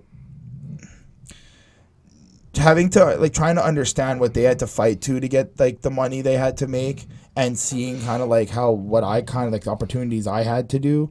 It's scary. It's kind of just like, wow, you really had to go through a lot of hard shit. Like I will never understand. Yeah. Verse 2, we got Lazy Bone. I like when he went, I'm wondering really how many more I'll see in a coffin before it's my time. I'm in the kind right here to take out. Oz is not a dime. Boss is not a dime. I enjoyed the way he said that, but it's still bringing light. Like, you know, when's the next, like, he not even surprised that people are dying. He's almost expecting it. Like, they're all kind of sort of expecting it at some point, like this is going to happen to them, and that sucks. Exactly. And then verse 3, Busy Bone, the verse itself still kind of felt like the similar stuff, like, you know, I'll fuck you up, this is what I do, this is what we do. But I like when he went, oh, so you don't know that I know your whole MO. And it was kind of funny. It was braggy. I heard his voice change. He was like, oh, you didn't know that? Okay, hold on. Let me just tell you how I know who you are, and I'm about to fuck your shit up. And then he proceeds to basically tell him he's gonna fuck him up. Yep. And then we got verse 4 with Wishbone, and he basically, nothing really to quote. He basically just shouts out Bone Thugs half the verse and says, "Don't fuck with them." I enjoyed the song. I liked the beat. It was great. 4.5 on 5. Yep. So we've got Crazy, and I like that he kind of said like "me killer." I like that that's like kind of an overarching thing for them. Killer me. Like a little bridge right before it just ends. It's beautiful. Yeah, I like that a lot. We've got Lazy. He's basically saying that he's kind of scared of dying, and like that's kind of why he carries a gun. Like he doesn't want to die, so he's going to shoot you before he can be killed. He just kind of hopes everything will be good. Busy, again, we've kind of got him just saying like he'll screw you over and then he'll kill you. Like he's gonna like kind of like torture you or hurt you in like, I don't know, hurt you where it hurts, I think, and then he'll get you. And then Wish, he's just sort of like, we've got rhymes, like don't mess with us. What up? We can rhyme things. I mean, I know that's like a simplification of it, but for me, like that's kind of what I took from it, and I just kind of thought that was cute and funny. I mean, it's a good song. There's not too much like else to it, so I give it a 4 on 5. My first thoughts is, where's the Majesty guy? Because on Spotify, at least, it was featured. No, not on this one. Yeah, it was. Ready for War. Not this one. I'm looking at it literally right now. I have it open on my phone. I'm telling you, it says feature Majesty on both tracks in a row, and I was super confused. And I I just didn't know he was there. So if he is there and He's I missed that him, sneaky. I would really love to know. Otherwise, that chorus right away comes in. My first thoughts is Crazy's back on the hook. And it sounds like pristine to me. Now, I'm not saying the other dudes don't have good hooks. I mean, Mind of a Soldier's still coming. But, like, at the same time, there's just something to the passion that he brings. And this beat also, it just fits so good. Like, it's one of those encompassing, you just get caught up in the groove. And this is another one of those songs where what they're saying is almost secondary to how good everything sounds, and then you almost have trouble focusing. I had trouble focusing in a lot of times on what they were saying, just because of how amazing the various flows and the sounds and the way they can just seamlessly change shit up. Like, again, this shit is rap for people who have no focus, because it will just keep you hooked, you know? Yep. I kind of love Crazy's flow. I think Chris kind of quoted a lot of the stuff that I said, but I do like where he goes, "That's why we choose the thugs, the music, use it smoothly, don't abuse it, do we?" And I just like that because he's like kind of, you know, setting up the context. Like, you know what, in light of all that, we choose to use the music as our platform to get shit out, and we do it smoothly, but you can just hear how, like, graceful he's like, but we don't go too far. We know exactly what the fuck to do with this, unlike the rest of these fucking chumps who take advantage of this music and whore it out and all this other stuff. And then just like my brought up the Me Killer thing, which is kind of like we haven't even had like the hook come back in, and you just get this little bridge there of just, I think it like plays for like honestly like 20-30 seconds of just that. It's awesome. And Busy's insane, right? Ready when I got my pistol and got to flip it and whatnot. When I'm in my hood, should be an animal and gnarl. Want to go shut you down and eat breakfast. And then, so you don't know that I know your whole MO thing. But even from the beginning, like, you just get the sense that he's savage. He's a little bit psychotic. And then the fact that he's just going to do what he's got to do, all the crazy stuff, and then just go sit down and have himself some eggs and toast and enjoy his breakfast is fucking just showing the level of savagery that goes on inside of it. Well, and also showing that it's an everyday thing. And I think my favorite part of Busy's verse, though, was "Hear my nationwide, fuck you," which you just felt like the passion. Like, you could just imagine being in the show and everybody screaming out fuck you, with fingers in the air and shit, and that would be a moment I would like to have in my life, you know? Lazy's also dope, you know, like, he's wondering how many he'll see in a coffin before it's his time. I'm the right kind here to take losses, not a dime. I didn't really get that line. I don't really know if that meant that he doesn't take any losses, or it means that if you were to ask him how many losses he takes, not a dime. So I got a little confused there. Every day is the same, that I got mine to the grind. My mental be stressed up, my pistol, my only utensil for cheddar. It's on the level war. And, like, you just kind of got, again, in that crazy environment that they got to deal with, etc., which is amazing. Like, it's an everyday buck, bang. Call me dumb. It ain't gonna change. We won't change. Bone Thugs and Harmony, we keep it realer. Tell me, can you feel us? Can you feel us? Etc. Now, that, like, was really profound to me, right? Like, so he hears all the guns going off, etc., and he's almost like, call me stupid for saying it, but it's like, it's never gonna change, whatever, like, and, we as people aren't going to change because they have the bone, and they kind of have that. So as long as this environment is what it is, they're going to take on their unity in their group and stuff. And I think, again, Wish does it proper. This is another 5-on-5. This is a very beautiful song, and I really, really dug it. The next one, though, they want you to lay back and clog up your mind.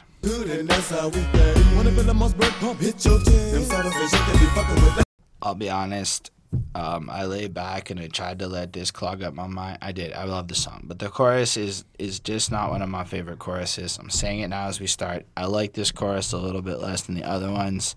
Even if you're laying back in the state of mind that they're trying to imply here, the chorus didn't do it for me. And I tried. I even, like, made my chair lay back with the I followed the instructions, okay? Go on. Anyway. Well, you might as well just continue. No, Chris, I want to hear what you have to say.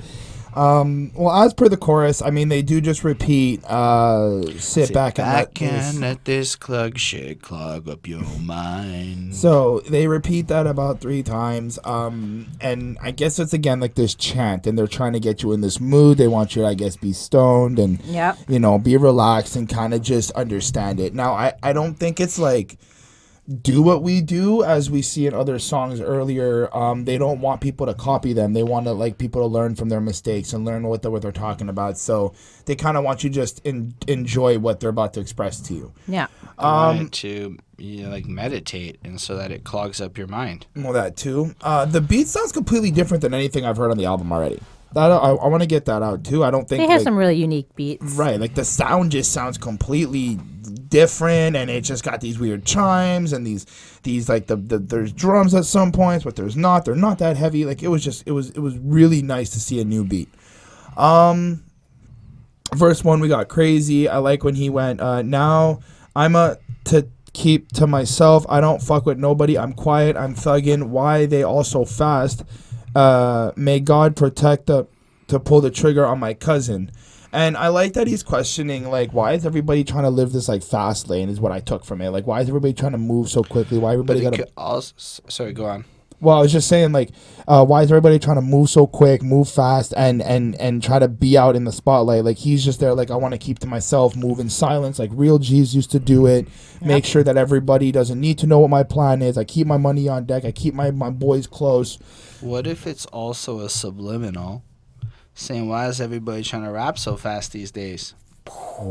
Maybe. Go on. That could be, too. That could be it. And of course, if you pull any guns on any of his cousins, he's going to come after you. Yep. Gotta let that you know that. Verse 2, Lazy Bone. There's not much there in part 1. Part 2, we got Busy coming in. Welcome to the land where all my chemicals unfold. It goes up in slow-mo. And I get this sense like he's bringing you to a state where now he's induced on drugs. He's feeling a different way, but it's the only way he can express himself without, like, I guess, feeling angry or feeling like insane. Like he's calm, he's got his drugs, he's good, and now he can like talk to you. So okay. That's kind of what I take from that. Wishbone, I've been trying. If you really want to ride on down with Bone, then come on. If you really want to ride, get down, but get stuff. But yeah, come on. And he's just like, he's kind of letting you know, like, you have the choice if you want to ride with us, but if you do, you kind of have to get on our level. You kind of have to do what we kind of do. Be like in this mode of Bone Thug and Harmony. You can't just like just listen. You have to be involved and have this whole experience. And I enjoyed that. I enjoyed the song overall. 4 on 5. Nice. So yeah, I mean, like, this song is basically just to like get into your head and just like, you know, take some time to really listen to it. Crazy saying right away that he's really like a peaceful kind of guy. And he wins with money and fame. Like, he doesn't need to be violent. So Lazy shouts out Eazy-E and, you know, kind of just is thankful, I guess, for all the luck that like they've had, and that they don't really want violence, but you know they'll kill you if they have to. Busy comes in. He's a bit more stressed, and he's just sort of hoping that you know the money that they're making will help solve some of his problems. And Wish is there, you know, at the end, of course. He's just kind of saying, like, yeah, we've got each other's backs. Like, don't worry. Like, you know, and it is, you know, my old saying is that, you know, these guys are little pals. Like, they're buddies, you know, like they all get along and they all have each other's back and they all support each other. And I think that that's really cool. I mean, I think that that's, like, definitely something you get across, like, this entire album. And, like, just, like they care so much about each other and about like their crew and like what they're gonna do, and they're not trying to be violent, but you know they're also kind of saying like we're a group of people. Like if you come at us, like you've got more than just one of us to like contend with, basically. They really breathe as a unit. Yeah. So I mean, as much as this song isn't about like being tough and like being violent, I mean it is sort of still that. So I gave it a 4 on 5. It's a good song. Yeah. So I do dig this. I love the verses, because the verses are always fucking flawless. One of the things that really struck with me is when Lazy went, y'all know we don't worship sin. It's the hearts of men, and we tested stress, want to be blessed, consist of the sin and the ways of the sin to be dead. And it honestly sounds like a Bible verse. And I think that's incredible, right? Like, they're questioning, like, they're not into sin, and then they kind of question at the hearts of men due to, like, distress in the environment and etc. In an effort to go out there and get what's better, are kind of forced into a path and a lifestyle. And he kind of said maybe the cliche-ness of man in struggle does bad thing to get good, but wrote it like a fucking could have been out of the Bible. And that's amazing. And I really love that you have this kind of spirituality that's starting to lace its way more into the album the farther we go into it. I also like when they're like, as a bye-bye, feel the bone, now spray, hey, swiftly, foe the policeman. I'm immune to this shit because I'm rolling with in that hood, and that's how we play.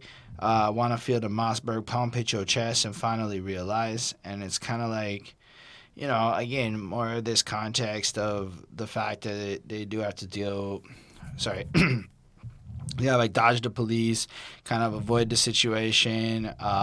They're not afraid to, you know, whatever. I am not interpreting this very well at this moment. There's just great lines like the innocent should never have been there in the first place. Fuck, you got your curse today, ha.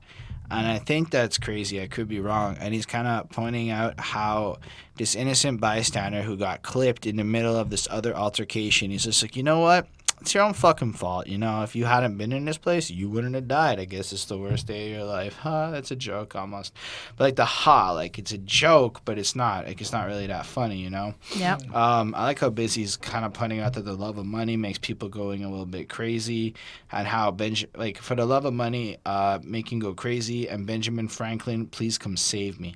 Where it's like he sees that money is kind of making everyone go insane, but at the same time, the only way to get your salvation is to get that same money. That's the curse and the toxicity of everything. It's beautifully laced lines. Wish has some crazy good shit. Like, you haters make feel like you want to feel like my motherfucking fo, but I got to stay clean. It's cool. Then unless he freeing, I mean some cheese. Me and this Mothug, cavalry on the streets, ready to die when it's time to ride, ready to kill when it's time to kill. You gonna die. I'm not gonna lie, it just sounds fucking savage, but like he kind of sounds like a boss if you think about it. Like he himself, he's got to stay clean, but the team, the squad, the extension of his cavalry, the army that he commands is gonna destroy you if you fuck with them. And I was like, man, Wishbone is like the fucking Don Boss, you know? Anyway. I get this on a 4.5 on 5 because it's great, but that hook is not hooking me the way the other ones hooked me. True. And that's all real. What do you show me? You play a hate and anticipate the day that you can see me fall. So this one is like Crazy Bones, like solo track. It was good. And he sings. And it was a little raps, slower than usual, actually. And he sways. Yeah. I enjoyed it. I like how it's a slower paced song. You just said that. I like how he's kind of like trying to state to the fans that this is actually real and not fake. This isn't just for the music. This is really what they feel, and it goes beyond like trying to just be gangster. It's like he wants to show real emotion, real passion, real dedication to what he's doing.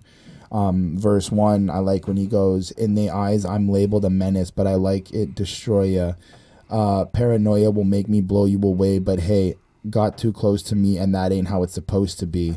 And I like that kind of play. Like he's questioning why people think he's a menace, but at the same time I feel like he also understands like I may have acted certain ways if people kind of cross the line with me. I just kind of like pictured it like he almost sounds like I'm totally fine, but if you get in my personal space, I'll knock you out. You know, like I almost just picture, you know how people are like, you violated my bubble, and they get all fucking mad at you. Right. I just feel like it was like, I don't know, it kind of sounded a bit like that to me. Mm-hmm. I found the song to be a little bit catchy. I jumped into verse 2.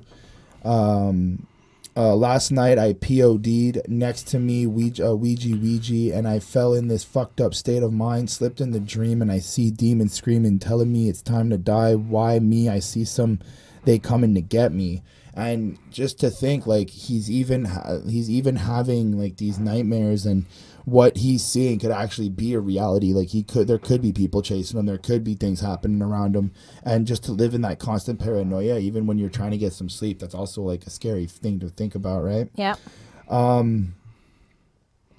I like the little homage out to his East 99 Eternal album that they did, and as well then on verse 4, I also like when he went, now I know I did some dirt in my time because the devil was stressing my mind, messing with my mind. And I like that sense of understanding, like, look, I know I made mistakes, I know I fucked up, but this is why I'm trying to explain to you, like, don't make my mistakes, don't do what I did, I'm trying to do better. Yeah, it's also like, don't necessarily judge me without understanding the full circumstances of the environment as well. Yeah, for sure. Well, I gave it a 4.5 on 5.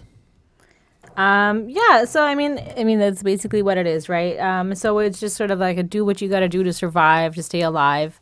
It's kind of track. It's there, and again, we've got Crazy. He's just saying like, they're not bad guys. They're just trying to like survive, and like they are trying to like obey God. They are trying to do the right things, and they obviously have morals, but they also are trying to live in their situation and get the live as long as they can, I guess, in their situation. So they're just trying to keep everything real, and I think that also includes like the music, so obviously like what they're saying is real, and like it's not just them like fronting or anything. He needs weed, so he's got to make money so that he can buy the weed that he needs. And I like that he kind of says insane to the brain, and I thought that was maybe like a Beastie Boys reference, which I thought that was Cypress Hill? Yeah. Oh, right. Sorry. Yeah. my bad. Cypress Hill. Comments. Oh, my gosh. So and everything that they see is real. And it's just like a crazy world that they're living in. And I'm sure it was. So it's a nice, honest, slow song. But it's still like a tough guy song. So it's like one of those like, kind of slow songs that even like, the most hardcore person can listen to. I gave it a 4.25 on 5. I kind of biker with like sure, but yeah. So I don't know what Chris is mumbling about, because if he wants to say it, he can use his big boy voice. But it's fine, Chris. Anyway, this track is pretty proper. I like the fact that it almost feels like this open diary letter from Crazy Bone, where he's just trying to take some time to contextualize reality a little bit for you. Like, the rest of the stuff was a little bit more of a front. Now it's getting a little bit real for you. But while saying everything's still real, don't get me wrong. But, like, there's a little more of a heart-to-heart, And I like how he starts off with, just because crazy, quiet, speak less, don't be mistaken my kindness for weakness, humble but ready to rumble, my vibe inside I can't deny, I'm like Jekyll and Hyde Gemini.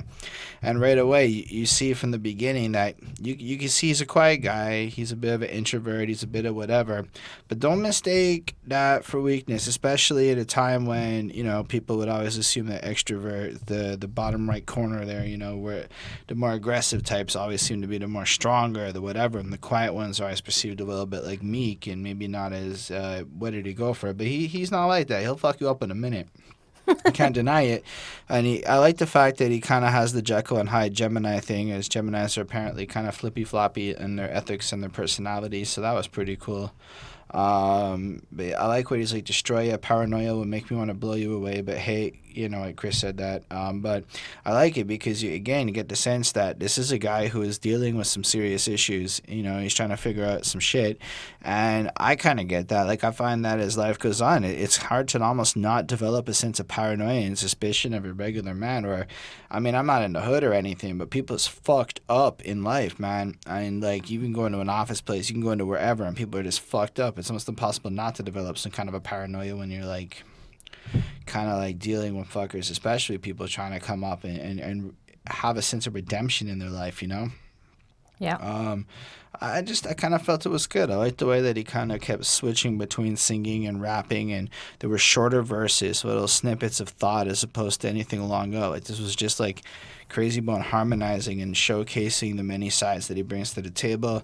I thought it was beautiful. It was a great change of pace, almost a little more of the harmony side of things. I give it a 5 on 5.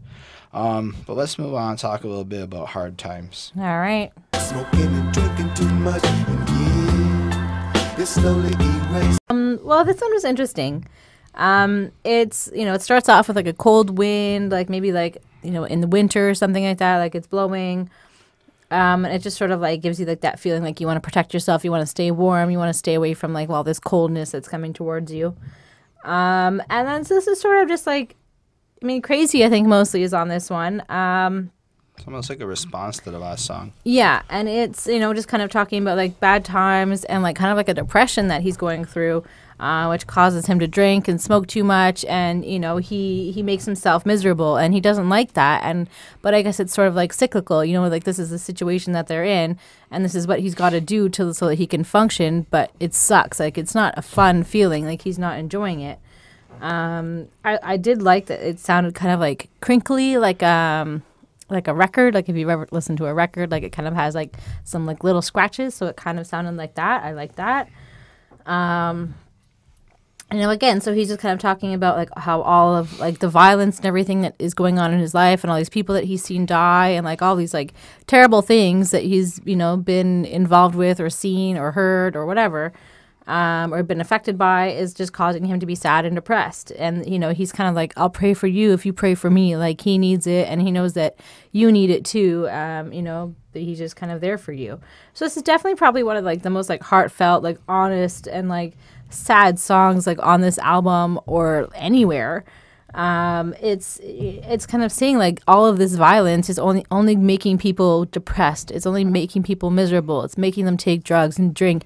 It's leading to like these like situations where you're hooked on whatever substance you're hooked on, and I think that's kind of like saying like something like that's kind of.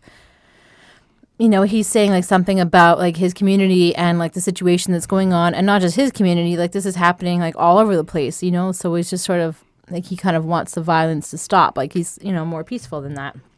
And he, like, I just want to like give Crazy a hug, like after like having listened to this song, and like not because it's like so sad. Like this is definitely something that is listenable, and it's it's not just like, oh, you're just gonna sit there and cry or anything. But yeah, it's a very passionate and very like sad song, I guess. So I gave it a 4.5 because there's a lot of hard times that he's going through. Yeah, I like how like the first line of this song is actually just the looped over thing from like the last song, so it really does kind of create that companion piece, and that Crazy we just was feeling some shit, Yeah. I think it's interesting that I think it's the only solo artist tracks on this disc at least were from Crazy. Whoa. Completely just one person on the so. song. I think this is the only ones that were solo tracks on this disc so far. Everything else had at least 2 thugs on them, Yep.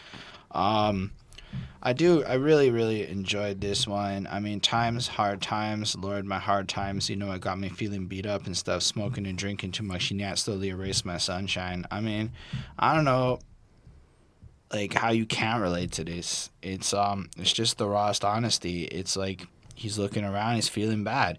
Regardless of your environment, this is some universal message type writing. Like, I can remember having days where I wake up and feel exactly like this, I'm certain most people hearing this song can come up with that. And yes, we would be blessed if we could rest in heaven, heaven repeated. Just the idea, who doesn't feel like that, But I think also it's, yes, everybody feels like that, but and everybody has bad days and hard times.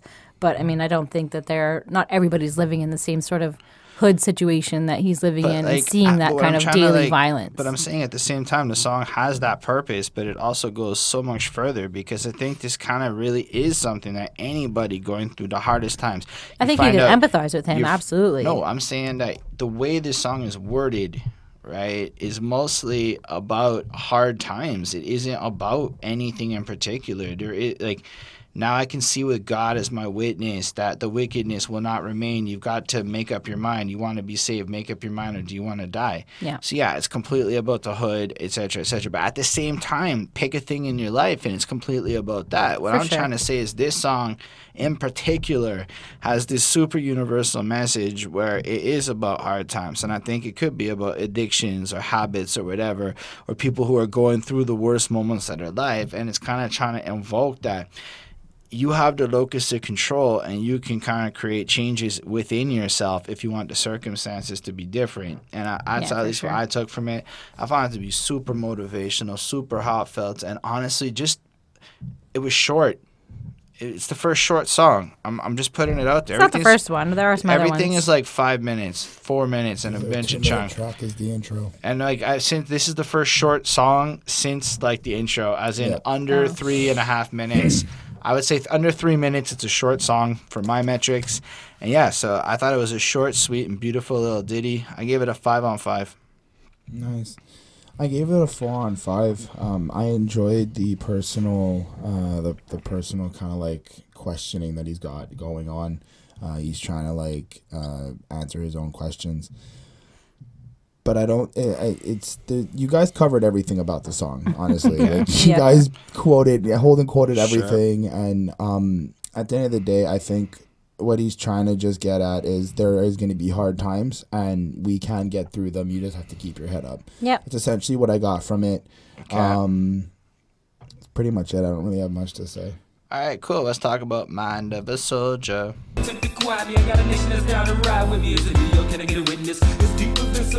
I want to be clear that Busy's contribution to this chorus is so significant to me that, like, I can't hear the song without Busy on it. That's what I'm trying to say. It is Busy's contribution on the chorus, the is possibly one of the nicest sounds on the entire album, okay?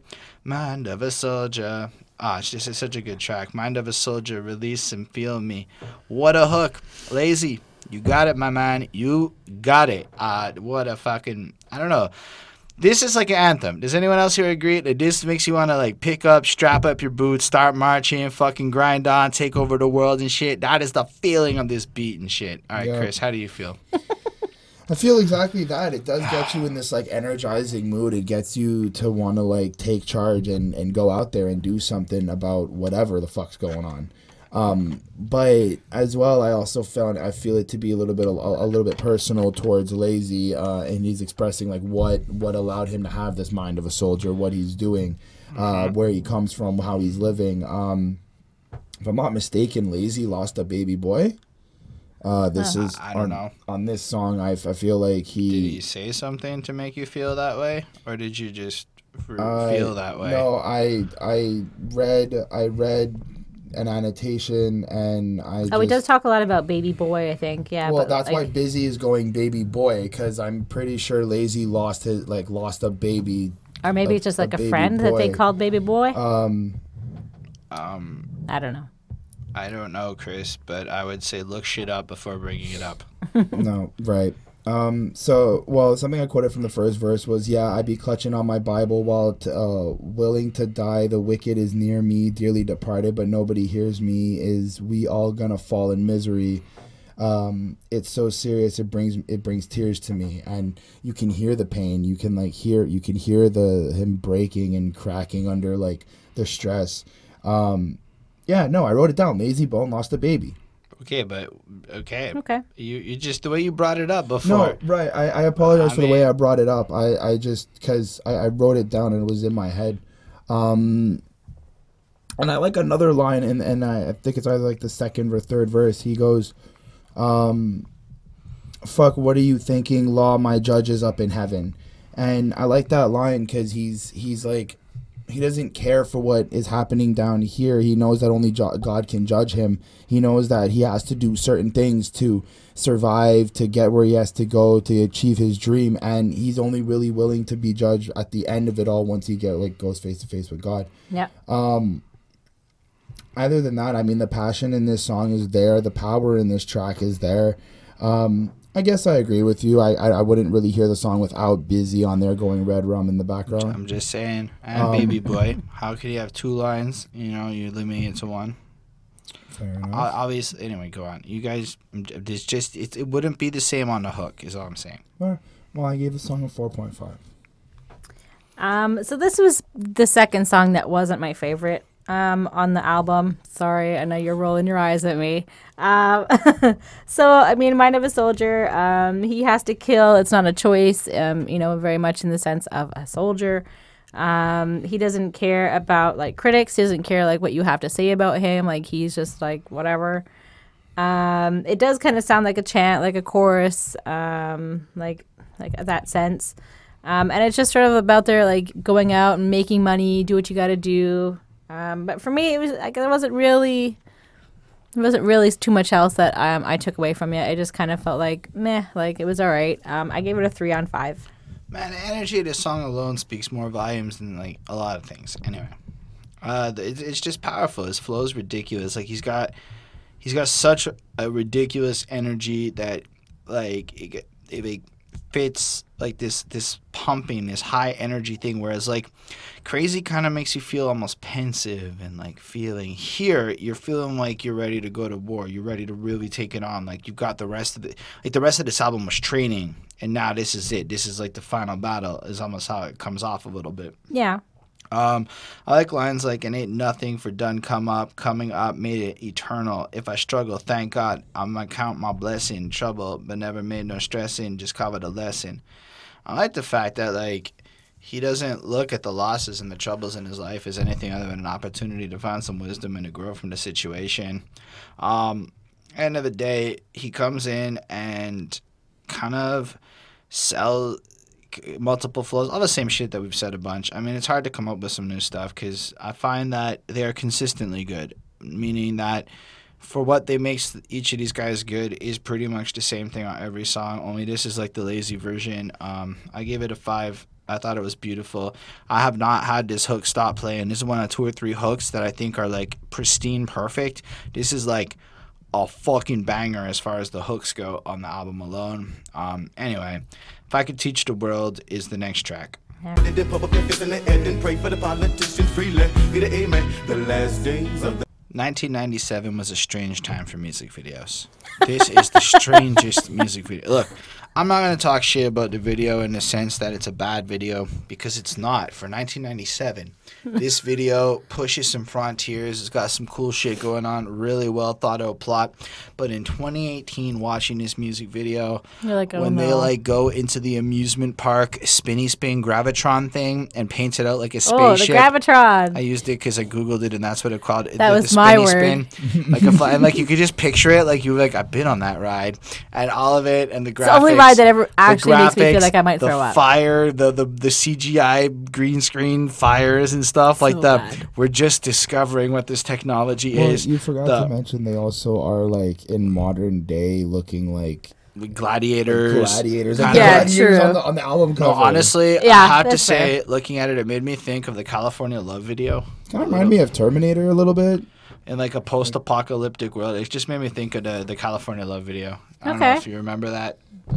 Yeah. But anyway, so yeah, that was my little rant about this. Look, all I'm going to say is if you happen to smoke a fat blunt and watch this music video, it is really awesome for all the reasons Bone was not hoping for, while still being a really, really, really good song. And a good message. Nice. Like, this song's fantastic. I mean, without like running through every Bone saying the same kind of thing here, they have this hook where it's like, I want to just teach you all to be a Bone in harmony, so that like you can kind of see the world how we do, how we can find like the peace inside of the whole situation. This is a beautiful kind of almost gospel-esque songs, but really I think the superstar is Wishbone, but to the little boys and girls all over the world, the shit that we say is from the streets, not for you to go and do. Or to repeat, please, if we can have no more murder, how can I say this? If we can no more murder. And I was just like, damn, like there was nothing else. Like that's the crux of the song. If we could change the song to "No More Murder, More Murder." And then yeah, I also really liked when Crazy was like, "How many more days on this old earth can you see? It's a crime to me, so we should get ready for Armageddon, because I know God would be ready to roll." And I thought that was really cool, because one of the things, like you could hear on the Flatbush Zombies, they kept referencing Armageddon, and it just kept making me thinking about how like Bone was preparing for Armageddon. Well, I think that like, you know, they were nervous about, you know, like 2000, you know, and the millennium coming, you know, in only like, a couple years. End of the world and all this. And so they were really mentally preparing, ready for war. And even biblically speaking, you're supposed to be prepared for God coming back like a thief in the night. And so you should be ready as if Armageddon is going to happen tomorrow. And like just those two things together really filled out this song for me. I don't know. It was beautiful. Everybody kind of came in and described their own harmonious thug thing. Yeah. Same kind of, everybody's flows were the same and good. It's on the slower, nicer side of things. Beautiful 5. Really amazing and necessary. Like after this album, what a song to come to. Like you've listened to all of this stuff and this is just like the beautiful, like anything. Anyway. Somebody else can talk. Yeah, I mean, it's definitely a cool message that we've got. I liked at the beginning, he's kind of saying, like, why do I stay high? I say hi. Oh, sorry. I guess it was a good thing I said something there. So a thug in harmony. So it's not just like the name of like their group or whatever, you know, that he's just like a thug and he wants to be a peaceful thug. And like, that's what that means, you know, being in harmony. You know, just be like a peaceful kind of tough guy, you know, don't cause violence. And I think that it's a really interesting message, you know, and they want you to like be like them and understand what's going on and, you know, be more peaceful, I guess, you know, going forward. And I really, you know, like the quote that Holden gave from like Wish, I mean, about to all like the boys and girls about, you know, that this is just like their story and like what they see and what's happening, but this isn't what you should do. You know, like be good, be better. Like again, we're having like a be better message on the album, which is always great. This is a great song. I gave it a 4.25. Nice. I really like how we have these like gangster figures, these like thug figures. Well, they are thugs, not gangsters. Right, they are right. specifically I said that. switched it to thug. I saved myself. Okay.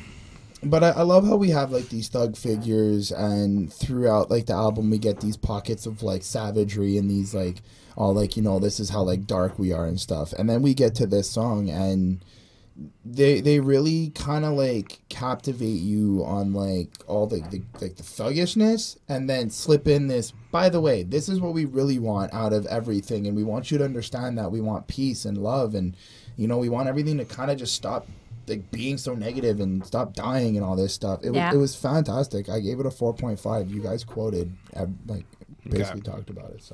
So let's check out the family tree. Yeah.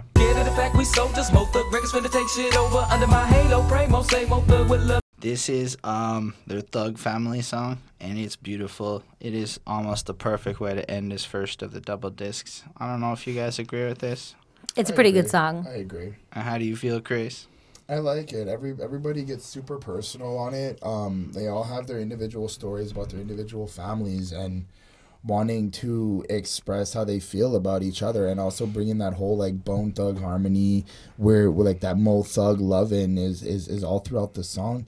I didn't really quote much. There wasn't anything that really stood out. Again, it was just a lot of personal verses from everybody about their family and how they care, and this is what they do, and this is how they're gonna ride, and this is what they're about. I'm just more interested into disc 2. To tell you the truth, I think that if we were to listen to it a full way, there would be like a little bit of a break, a nice little like before we get into World War II. But I liked it. I gave it a 4.5. Yeah. I mean, we have like the sentence, prepare for the worst and hope for the best, which is kind of like, I don't know, a common expression. I think that that's kind of interesting, and that's what they're talking about. Like they're just hoping for the best, but they are prepared for the worst, unfortunately. And that these guys all have each other's backs, and like they all kind of seem like they may not have come from like the best families, but they're a family together. And like they're like their chosen family, and they're their friends, they're their brothers, and they have each other's backs, and they love each other so much, and they'll do anything for them. So kind of just like taught about, you know, the streets were kind of showed to you, and you know, like the tough rappers that came before them, like they're just kind of like shouting them out. So it's basically a good song, just overall about love and respect, and it was very nice. I gave it a 4.5 on 5. Yeah, honestly, this is another hook that gets like stuck in your head and just plays through, and it's so like you got to consider like this album in itself, and I'm just going to call it, even though there is the double disc, but this one disc alone has felt like such an emotional experience. You know, the darkest of darks, the whatever, and the crux of bone. They're like selling it on their like little album closer with, this is my family, this is who we are, this is what like the reason we get through it together. And then they all take time to like describe how they have different like problems and things that they're facing still. I guess it's stuff that may have already been said, but under like the context of how with their squad they get through it all, you know, like Lazy Goes testing souls, hoes, arose, playa haters, and po as well. You know, the different adversaries they face. Need mail, everyone need mail, and we live in hell. Can't really tell. I really can't tell. So it's like almost like people, so I prepare for the worst and I hope for the best. And the rest is written. Some want to treat me like I'm forbidden, like I'm just looking for the shit that's hidden. Could I be a little bit closer? Why are you cautious when you approach us? And you almost get the sense that, like, with all these different people coming in, like, why is everyone kind of like coming at them with this negativity? And on top of that, the suppositions people make where they look at them and they almost treat them different. They look at them like, oh, you're trying to be this, you're trying to do that, you're a thug, you're a bad person. It's just to the point where like people won't even like go near them. Why? Like they get like stressed and visibly like, oh, those are those Bone Thug guys, you know, they're fucking assholes, and like, you know, and like. They're just kind of confused because they're generally just trying to do their thing. Like when Busy's like thuggin', lovesick, my hood isn't drug, prison, the end is my mission, we heating shit, why vision, been crooked, red-handed, sin is the beginning of my ending, I went in my Benz, but why is my mind spinning? And you just kind of, again, get the sense that, like, they're trying to, like, stay focused on their point, they got their mission, they got the motivation, they see their angle, and all these different distractions and bullshit is kind of creating, again, more confusion and stress for them to handle and stuff. And then, you know, I also really dug Wishbone's part when he's like, was ya too young, mama and daddy, when ya lay down and had some eggs. I remember y'all breaking up and shipping us off up to land. Damn, what went wrong? Was it me? But I ain't mad at you. I'm like, is Wishbone telling us about his feelings when his parents got divorced and shit? And he kind of felt like whatever, but, you know, he's not really mad at them now because he's got his new family that's holding him down and keeping it together and stuff. I think he also might understand certain things as well. Yeah. What things? Well, I mean, like, I'm assuming, like, back when he was younger, like, he might have not have understood what the divorce was. Like, why it happened. Or right. But, like, now, like, as you get older, you start to understand certain things. Yeah, so he's not really mad at them, and he doesn't necessarily blame himself anymore. I just found this to be another beautiful song, but musically, like, it's just... every instrumental felt so full, and this one has more of this upbeat, positive tone. Like, you can feel the aggression on the beats of the music flow into this culmination of happiness and almost joy. Like, this is the happiest song on the album in a big way. Like, there's relief that you hear on this song. Ultimately, I give it a 5 on 5. It's the perfect way to close this first disc. If we want to wrap this one up, I give this a 4.88. As far as this first disc is concerned. As far as, like, literally, there were the two songs in the middle that I thought were, like, a 4.5 or whatever that were, like, a little bit less perfect, the Clog Up Your Mind, and then the other one, Ready for War. Those are the only two that I think are not completely perfect, flawless, as in these songs are songs that I could listen to day in, day out, think they're wonderful, I'm going to be raving about it. I feel ignorant having not already heard them and already been loving them this whole time. Like, it's truly beautiful. Like, maybe it's because they are all super talented musicians who understand the theory of music or whatever. I don't know. It's magical, this experience. This is a fucking great album. Yeah, I give this a 4.21 on 5, so that's an 84%. I mean, overall, this album has, like, a lot of good hits, a lot of good songs, a great, like, overarching, like, themes and stuff like that. And I'm really excited to see, like, album 2. Or just to, World War II, and, like, see how they get into that, and, like, how, like, the messages carry over or translate or whatever they're going to do. So I'm excited for next week. Nice. For my album review, it landed at a 4.10. I enjoyed it. Go on, Chris. I enjoyed it. I really like all of the Bone Thugs. I like their style. I like how they rap fast. I like how they have the harmony. Like I said, I guess I'm more just interested in seeing part 2 now because I know it's a 2-disc album. I want the whole feeling. I want that whole message. I want to know what's going on. And I guess, and I feel like I'm still left with some unanswered questions off of this album, and I hope that they're going to be answered in the next one. So, what unanswered questions are you left with? I would love to hear those. Well, I just feel like unanswered questions wasn't the right thing, but I feel like.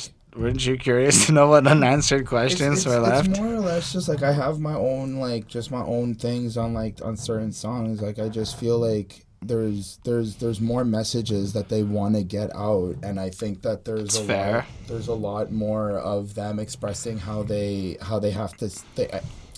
Because I don't want to say justify. I don't want to say that they're justifying their movements. I feel like they're expressing themselves on what they do and what they have to do, but they want to try to do this in like a positive way to kind of get other people. I feel like they fully accomplished that goal in 13 songs. So if anything, there's a question I have left is how are they going to do it again? That's my only question. Is it going to be another ridiculous experience? Because I haven't heard the second disc in full yet, like I did with this one. It's going to be even crazier because it's World War II, man. That's what I'm saying. Like, I don't know. I was a little bit confused by what you said there. That's okay. Do you have anything more to add? That's it. All right. Thank you all for watching. We really appreciate you being here with us. I know it's another long one. Don't forget to let us know in the comments how you felt about this album, our review, your thoughts and feelings. Are you looking forward to next week too? You want us to talk about World War II? Well, we're going to do it either way. But feel free to also subscribe, hit the like button, and you'll enter into the contest, which is always fun. And we'll catch you next week. Thanks you all, and have a wonderful week and all that. Bye, guys. Take it Bye. easy.